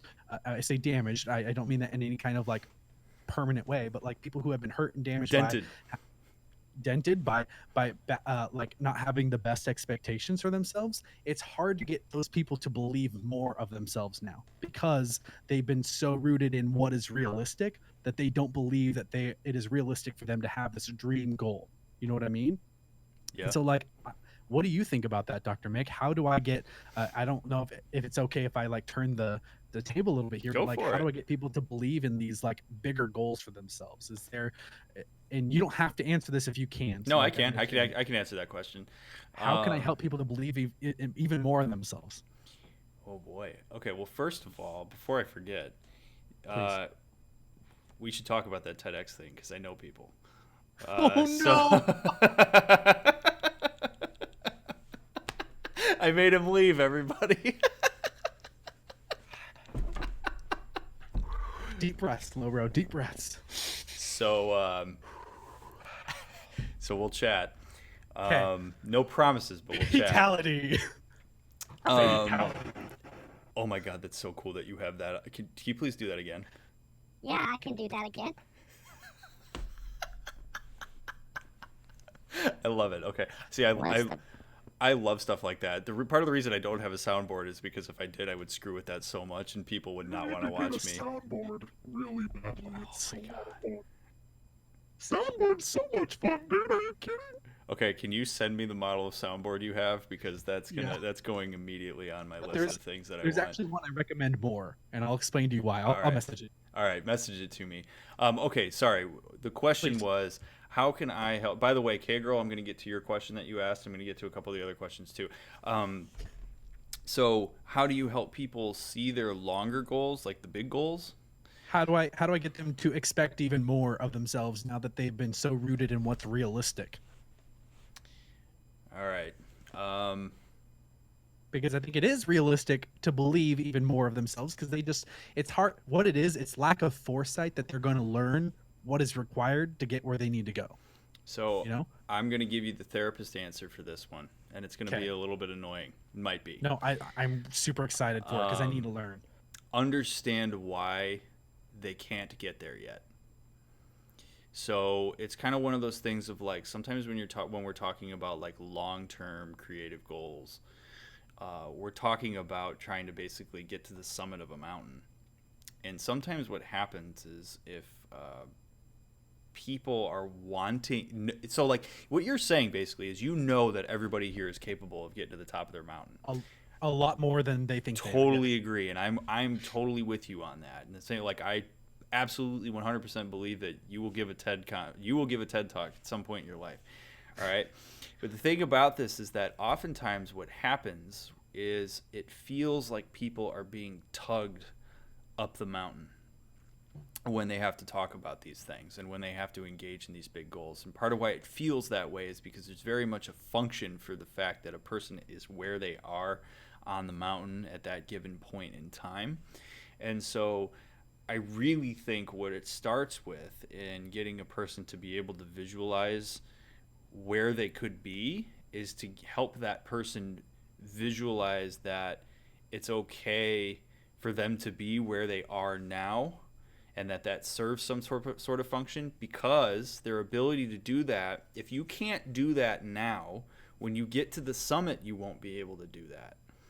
So, like, right now it would be sort of appreciating, like, where are you? Like, you're in a position to be able to even say, I would love to give a TED Talk. That's so cool, right? But if there was some hesitation, I'm not saying there is, I'm just using this as a hypothetical here, but like, if there was a hesitation there, I would say, well, talk to me about that. Like, what is it that is preventing you from being able to see yourself actually achieving that goal? Help me understand that. Kind of, what are the barriers? And working through that particular belief is more important. It's like getting to the root of the problem. So smart. How can we appreciate where you are now so that when you get to the top of the mountain, you can appreciate where you are when you're at the top, and you're not doubting yourself the entire time you're there? So it's sort of an exercise in process. So that's sort of how I would answer that. Thank you. Let's get to those questions we missed. Sorry, I went on a long No, tangent that was fabulous. Okay, so nice tattoo. Didn't know you had that. Oh yeah, it goes all the way up. Yeah, I got a full. Hell yeah. Yeah, full 3/4 sleeve. Cool. Nice. Insanity. What you said about the high levels of suicidal ideation and that being comfortable and like thinking about killing yourself, how it drags you down and colors the views of your life. That is totally understandable, and I really appreciate you saying that. It's interesting because that's a space that often makes other people uncomfortable, so it can be really isolating if that's a space of comfort, to be able to think that way. As always, if that ever turns into wanting to act upon, check the resources, get help, all of that fun stuff. We're here for you, but I really appreciate that you could share that. I wanted to make sure that I acknowledged that. Insanity said that. K-Girl, how do you know if you are using negative emotions to mask other feelings, being angry because you're actually feeling hurt versus being in a shitty mood? I don't know that using defensive mechanisms is a common thing. It is a common thing, K-Girl, and that's something that is really difficult for a person to figure out on their own. I say that from kind of like my own experience, but also from my experience as a therapist. And that's something where oftentimes where the route that I take is helping people identify how their body feels, because your body is a really good indicator of how you're actually experiencing something. So that's what I would say about that. Let's see. Did I miss any other ones? I don't think I did. Okay, These cool. are great questions. They really, I'm telling you, dude, we've got some great people that hang out with us, don't we? Yeah. I mean, and this is sort of like a point where I want to Nice. say to everybody, like, thanks for being here and hanging out with us and letting us chat about this stuff, because this is seriously so cool. What is going on with the numbers? I have no idea. It's like, all right, whatever. I'll take 6. But yeah, you guys are great. Wait, Cody the Red. What It's happened? not 6 yet, though. Graduating. What? You wrote 7? Yeah, but it's not 6 yet, though. Oh, I know what's happening. I know what's happening. Look at me being a complete dummy, going like, we're just counting down from 10. I wasn't trying to make you the butt of the joke, but hey. No, that was awesome. Oh my god. Sorry. I loved it, Commander. Oh, that is fat. Victoria is awesome. By the way, congratulations, Cody. That is super cool. Wait, what did Cody do? Hold on. I managed to get affiliate and have a job. That's pretty cool. Hell yeah, Cody. He's one of my mods. I love him. Oh yeah. Well, he must be pretty awesome if he's one of your mods. He's a pain in the butt, but he's all right. Job hype indeed. Absolutely. Oh man. Okay. Let's see.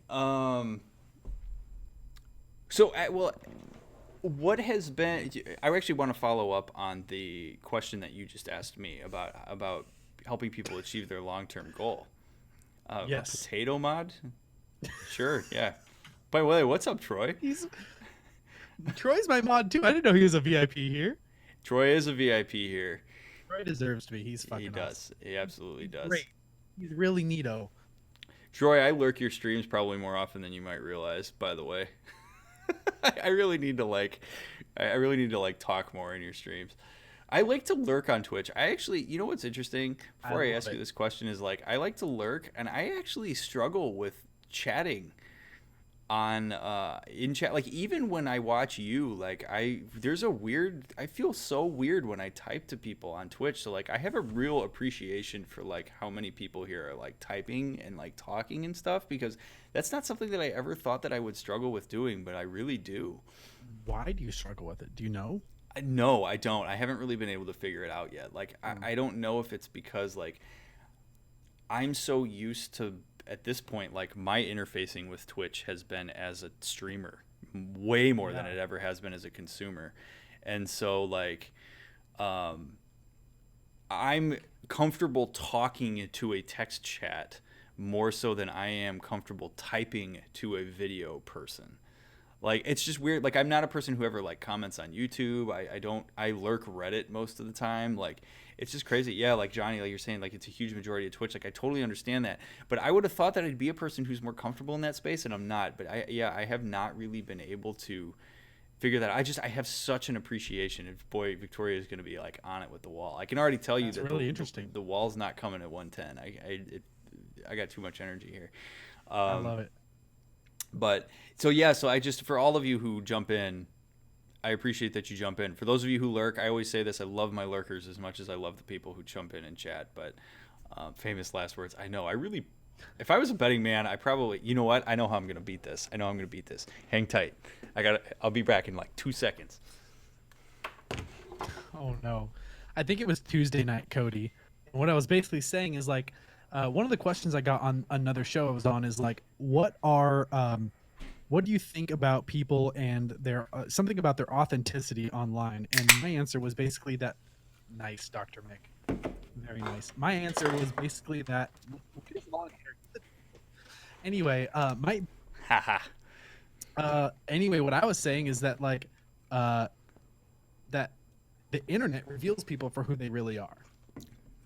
And so basically they were talking about what was the question? Cody said that did you get it? You did get it right on it was technically Tuesday. Our true selves when we're online. Well, one of the questions I got on another show was basically it was worded in a way that was like, what do you feel like? How do you do a positivity show when there's lots of like trolls and fake people on the internet? Like, and I said, you know what it really is the internet is just allowing people to be their true selves, and it's just showing people for who they really are. And so people are going around trolling. That means that they're hurting and there's something going on in their life that they need to bring other people down. Like everything people do online is a reflection of who they are. Even if they're joking around and they think it's just a funny thing, it's really a reflection of who they are. And so I think the internet reveals people for who they are. And I thought that was a fun little tidbit that, yeah, I was filling the air for you. I appreciate you doing that. Thank you. I just totally bailed on you right there. I actually agree. No, I loved it. Thank you. And we all laughed at the opening of the can. Well, I actually agree with what you said, and I would add by saying that one of the things that makes the internet so interesting in terms of people unleashing some parts of basically its inhibitions are gone. Like you get to because there's two things that happen: anonymity and groupthink. And those two things can be pretty nasty. Like they can lead to a significant amount of toxicity in a group. And yeah, I think, sometimes when you got some stuff that's stuffed way deep down, hell yeah, it's gonna come out when you get to like have some blockers removed. 1000% agree. So, yeah, I'm not really. Well, you know what's interesting though? Reading what Jet just said, I sort of lurk in real life. I was gonna say that I don't, but that's a lie, because when I was in school, through grade school, through middle school, even college, like I always sit in the back of the class. Like I'm a back row person all the way through, and like I prefer to just listen rather than like, which you guys obviously I do all the talking when I'm streaming, right? But like I prefer to listen. So that's why I love having you on here tonight, dude, because I get to listen to the things that you have to say. And so I love reading chat and I love listening. Because maybe that's what it is. It's just because I love listening. So when I'm on Twitch trying to, oh my God, here it is. Look at this. We just had to talk about it for a second. Is because when I'm watching Twitch, when I'm watching your streams, like I just get to listen. There's no compulsion for me to talk. I can just sit back and listen to what you have to say. And that's why I don't type. There it is. We got it. What's another interesting aspect about that is the reason why I think streaming is really good for me is because I was really nervous about who I was for a long time. Like I was anxious about being my true self. I was worried people would judge me, so I would like kind of just shell up and hide who the real Lauren, or my real name is Lauren, the real Lauren or Lobro was. There we go. I actually didn't know that. That's the first time Cool. All right. My name's actually Lauren, but Lobro is my nickname. Everyone calls me Lobro. Even people in real life, it's my real nickname. The only person who doesn't is Bree, but in family. But really, so like, I'm sorry. All right, I could. Yeah, all my friends. That's so cool. Yeah. I gotta ask you about that someday, but okay. Please do. Like, but anyway, being able to stream has actually helped me bring down my inhibitions because, yes, I'm on the internet and I'm not as anonymous as someone behind just a username because I'm like my real self is here. But one of the best things for my life has been learning how to be the same person here as I am in my real life, and allowing my inhibitions to come down when I stream has allowed me to be my true self in front of people on the internet from the comfort of my own room.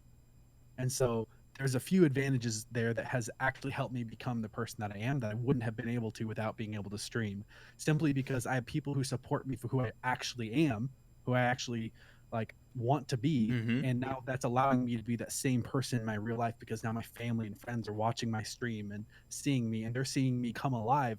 Literally about 6 months ago, I had a few people from my work start figuring out I was streaming and watching me. And they're like, Lobro, like, how are you not this person at work? Like, this is what you're meant to be doing because I see you come alive when you do that. Like I just they were immediately understood that this is my passion because they could see me and they could see me come alive doing this, and so it really helped them understand me on a deeper level where they wouldn't have otherwise. And so I just thought that was an interesting thing that I observed. I think, and this is what self-awareness is, like being able to observe these kinds of growth aspects in your life and recognize and be like, hey, that's kind of cool. And I think my growth in doing this has helped me become self-aware enough to realize this very point in this very moment. That is so. All right, can I ask you a follow up on that? Sure. Okay. Sure. Because I think it relates to like what we've been talking about. I agree, Jinx. I'm super thankful for the people in my real life that have supported me here. So that obviously has been a process for you, Yeah. and I'm wondering if you could share a little bit about like what that process has been like, because even as I'm thinking about it, I'm thinking like, man, yeah, like when people start to like really see you from a way that's outside of the box that people are expecting to see you in. I mean, part of what, when you're talking about positivity and how do you influence people and how do you affect them, you're asking them to step outside of that box, which means that people are then going to have to meet them at what that is to step out of that box. And so I'm curious if you could talk about kind of what that's been like for you and how that influences the way that you help people through that process. All right, Johnny, have a good, and before you say that, Johnny, have a good night. Thank you for being here. Thank you for all the gifted subs. You were too kind to me. Johnny, much love, dude. Thank you. Really glad that you are here and part of the community and that you share as much as you do, Johnny. So thank you, and I hope you have a good night. Good night, dude.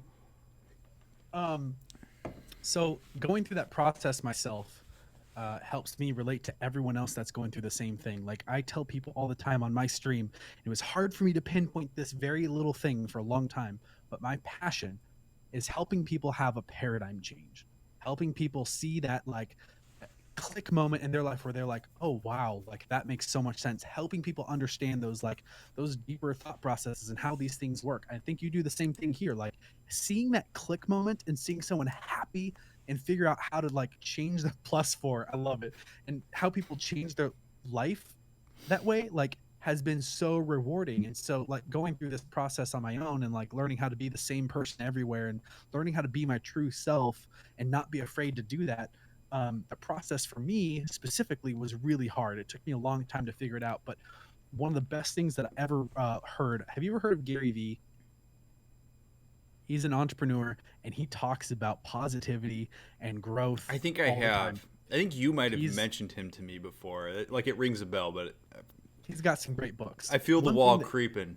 So I think that's why I can't quite dig deep enough into the archives. Anyway, continue. No, that's okay. If you like no bullshit positivity, like that guy is the epitome of that. Like honestly, I learned a lot from that. I got to meet him a couple years ago, and he said something to me that changed my perspective on everything. And it was simply, he said, "What other people think of me is none of my business."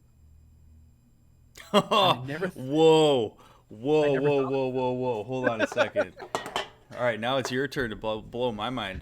Hold on a second. What other people think about me is none of my business. That's freaking brilliant. That is like, It's really brilliant. And I stopped caring what people were thinking about me because what's going on in their heads literally has no like reason to affect my life. Me thinking about what they're thinking about, or me worrying or being anxious about their thoughts about what they're thinking about me, is literally ruining my life. oh, It's totally, literally yeah. controlling me. I was controlled by my own thoughts, and my own thoughts were wondering and worrying about what everyone else thought of me.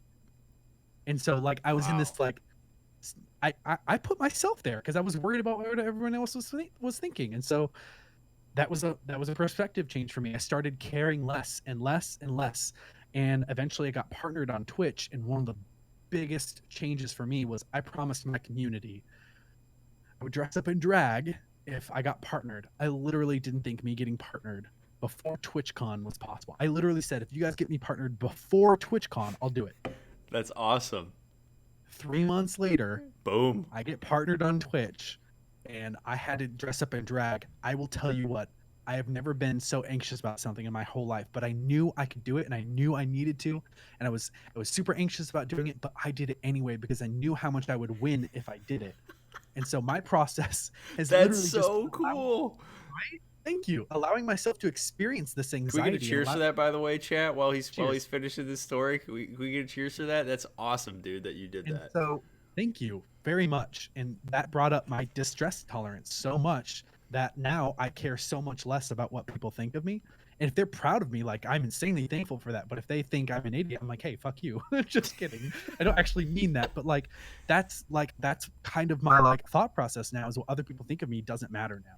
And so being able to go through that process on my own gave me so much like ammo and power to help people that also go through it.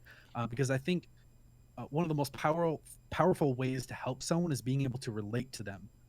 Yeah. And Gary Vee said something really specific about this too. And he said, true, I think it was Gary. Actually, don't quote me. It totally couldn't be him. It totally may not be him. But anyway, something I heard from someone once was that true ego is saying that nobody understands me.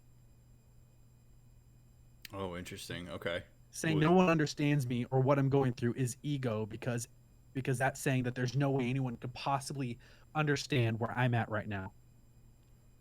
And that to me doesn't make sense, because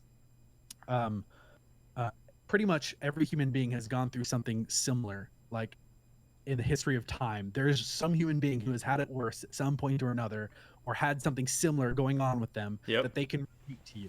And if you're not open enough to relate, I actually wouldn't even know how to help with that, but like, you have to be open enough to relate, to understand, and to and so for me, being able to relate to people with this story and what I've been through has been the most powerful thing for helping people also going through this like concern, because there's like so many people in my life that I know of that are worried about everything everyone else thinks of them.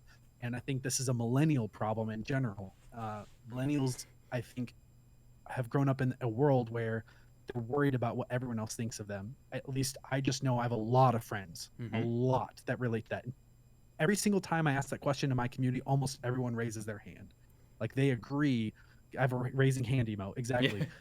Worried about what other people think of them. And so that's why me being able to tell this story and work with people has been a fantastic thing for my life, was for me to go through this. I hope that process makes sense. No, that's so cool, and I believe in that very much. I mean, an example, it's interesting because I believe in self-disclosure as a therapist. I'm listening. But the thing about self-disclosure is oftentimes therapists are told, oh, don't do it. But I believe, kind of for the same reason, that you should be able to kind of like that self-disclosure can be a way to relate if done effectively. And one of the common examples that I use is I was severely depressed my freshman year of college, and video games got me through that. And that's part of why I do what I do here. And it's why that like I work and focus so much on working with people who play video games, because video games had such a positive role in my life through that. And I think like there's just this relatability there of like, I get what it's like to have video games have such a meaningful place in your life and have this relationship. And like, I feel like if you don't share those things, that like you basically it's like you're coming at it from a distance for people. And it's a lot harder to hear that. When because I could sit here and be all high and mighty Mr. Therapist and tell you, oh yes, well, video games can but there's got to be like a humanity behind that, of like, why am I talking about this in a particular way, or why am I sharing this? So, and a whole other point about this too to think about is that we're on Twitch right now. Twitch is a primarily gaming website currently. Yeah. Right? People came here because they like games, or something about games brought them here. Most people, not everyone. Sure. In fact, I didn't even know IRL or talking like this was a thing for a long time. Oh, I had no idea. Yeah, me neither. No idea. But anyway, we all relate to games, and people who relate to games are people who are from broken homes. They're hiding from something. They're depressed, and so they're masking it by playing video games and like not having to pay attention to that feeling. And so we play video games as a way to cope, and because of that, so many people here relate to this kind of story and what we're talking about. So I think specifically us being on Twitch is the perfect place for this. I agree 100%. It's why it was the first thing I thought of when trying to put this together, and it's Thanks, and it's That's cool. allowed me to meet cool people like you who think the same Oh, way and are like-minded about yeah. these things. So, by the way, Yo-Yo Kenny, I feel that so hard because I'm growing my hair out currently. My hair is longer than it's ever been in my entire life. I love it. You It's- look great. Well, thank you. I saw it the other when you got up to open your LaCroix. And look, I thought I even commented on it. Yeah, it's really getting there, and like yeah, it's crazy. My dad keeps telling me to cut it. But I'm like, no, I've been at the crossroads of willpower and vanity for almost a year and a half now, and I'm gonna fight through this thing and get it long, and then decide what I want to do. I know I'm not a therapist, but self-disclosure has been one of the most helpful things for me helping other people. Absolutely, absolutely, Because- absolutely. Because it's like I said before, it's social confirmation. People see me do it, and they're like, "Oh, I can do it too." Yep. So Absolutely. And it gives you credibility. You want to talk about credibility? It gives you credibility on a human, relatable level. Like, you don't need Yep. credentials to be able to say, yeah, I was depressed and video games helped me through it. Like, Yep. I don't need a credential for my own experience. exactly. So, what is it? I very much we could no disclosure at all without appreciating that creating human connection can't. Yeah, I mean, and it's like K-Girl said, like, I want to be able to relate to the person who I'm spilling my guts to. Like, absolutely. I don't know. I believe in the humanity of being a therapist and that you should be real and authentic and all that stuff. And I think that's what you're saying is you've come into a place where you're real and authentic, and I think people really gravitate towards that. I see that anytime that like I watch your stream, which I think I probably watch your stream more than anybody else's besides my own. Thank you. And then I just So what's fun? So we got plus 14 minutes, but I have hit the wall. I'm like, It's cool. and it's funny because I don't know if you, I can always tell that I've hit the wall because because usually I'm playing game. This is the first stream I've ever done where I wasn't playing a game while doing it. That's interesting. So usually You're what in a whole 14 minutes. I know. Usually what happens is I'll be playing the game and then all of a sudden I'll realize that I didn't talk to chat and I don't know how long it's been since I didn't talk to chat and I'm like, oh shit, the no, wall's and that's here. the moment. I'm like, that's the wall. So there's talk about my next emote being the Dr. Mick wall. That's so funny. Yeah, no, game sessions with a therapist without a game. I had thought about playing a game while me and Lobro talked tonight, but I decided I didn't want to do that. I wanted to just give my all to the chat and to Thank you, man. the interview. So I truly enjoy this. oh, dude, me too. We're gonna do it again. And actually, what would be really fun when do you start the positive psychology class? I don't know. I applied for sponsorship because It's not I'm cheap. trying. Yeah, I gotta save money right now. I got a wedding coming up. I don't have a lot of money. I'm streaming full time. This is my job. Like I hear you. No, I hear you, dude. I'm scared to spend 80. It's only $80 a month. If I have to do it, I will. But like, it's just another expense. Oh no, that's a lot. Yeah, I And my feel you on that. My internet cost me $180 a month. So like, to have unlimited internet and to have the fastest connection and all of that stuff is the only way to get a consistent connection here on Oh Twitch. my Costs. God. Yeah. So like, there's a lot of expenses. And so yeah. Anyway, Yeah, as soon as I wow. find out, you'll know. Okay, yeah. I was gonna say because we should do this again, and that I mean, even if it's before that, but I say when you start doing that, it would be a lot of fun to Perfect. I'm talk and like you talk about kind of like what you've been learning, and we could like really get going on some of that stuff. That would be a lot of fun. Hi, but- Kristen. Yeah, I agree. Excuse me, but dude, I'm so great. Best bromance on Twitch. I like that. I'm so glad we did this.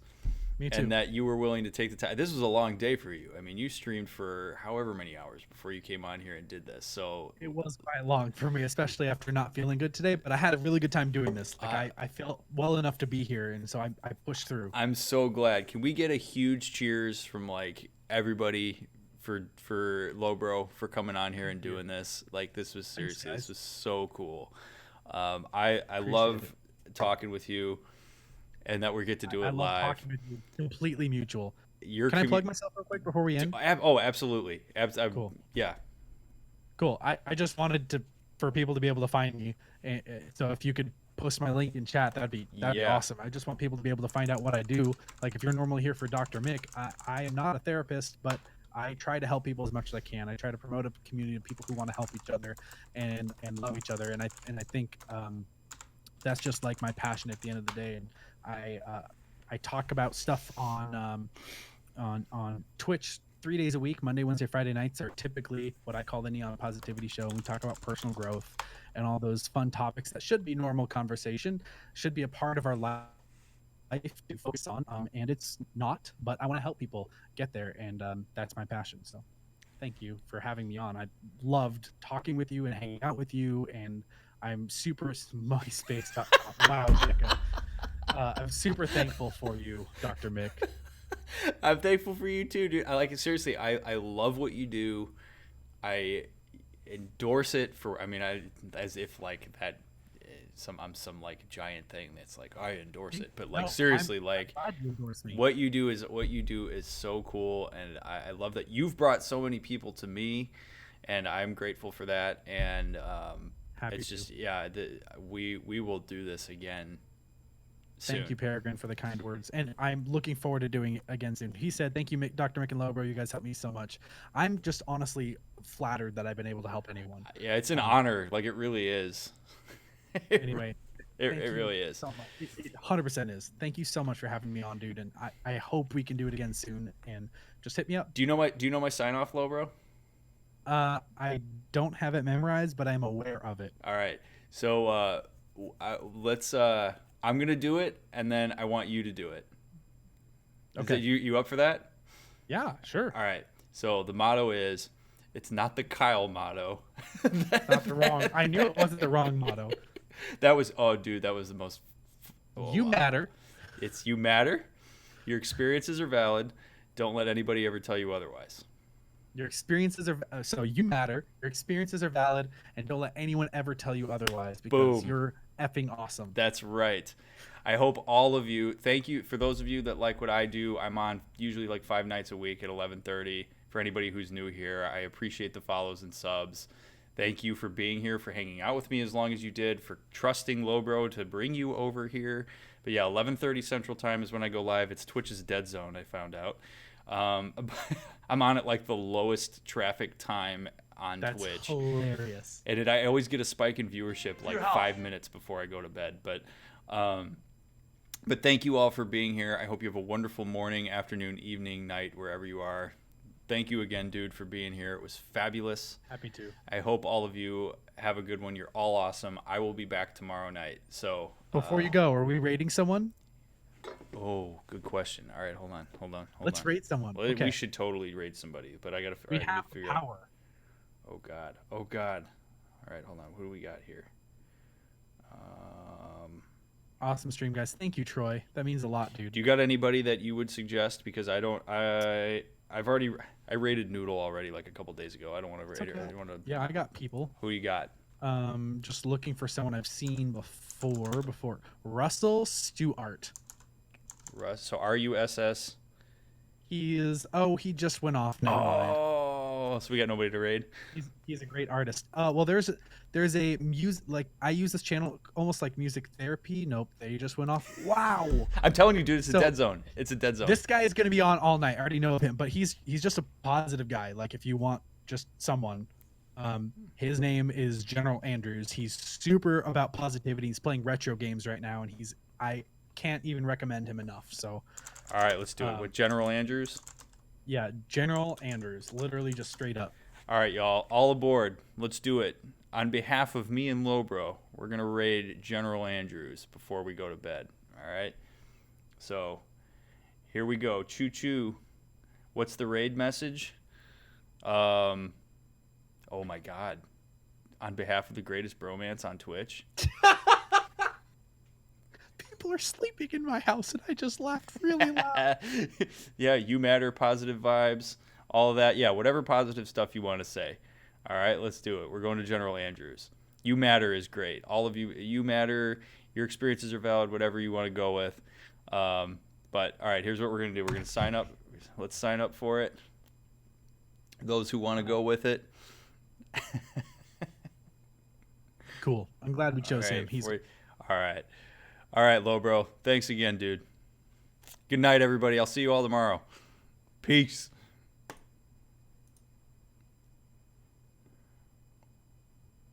All right, there it goes. That was fun. That was fun. And he's great. Yeah, I actually was he the guy that you had suggested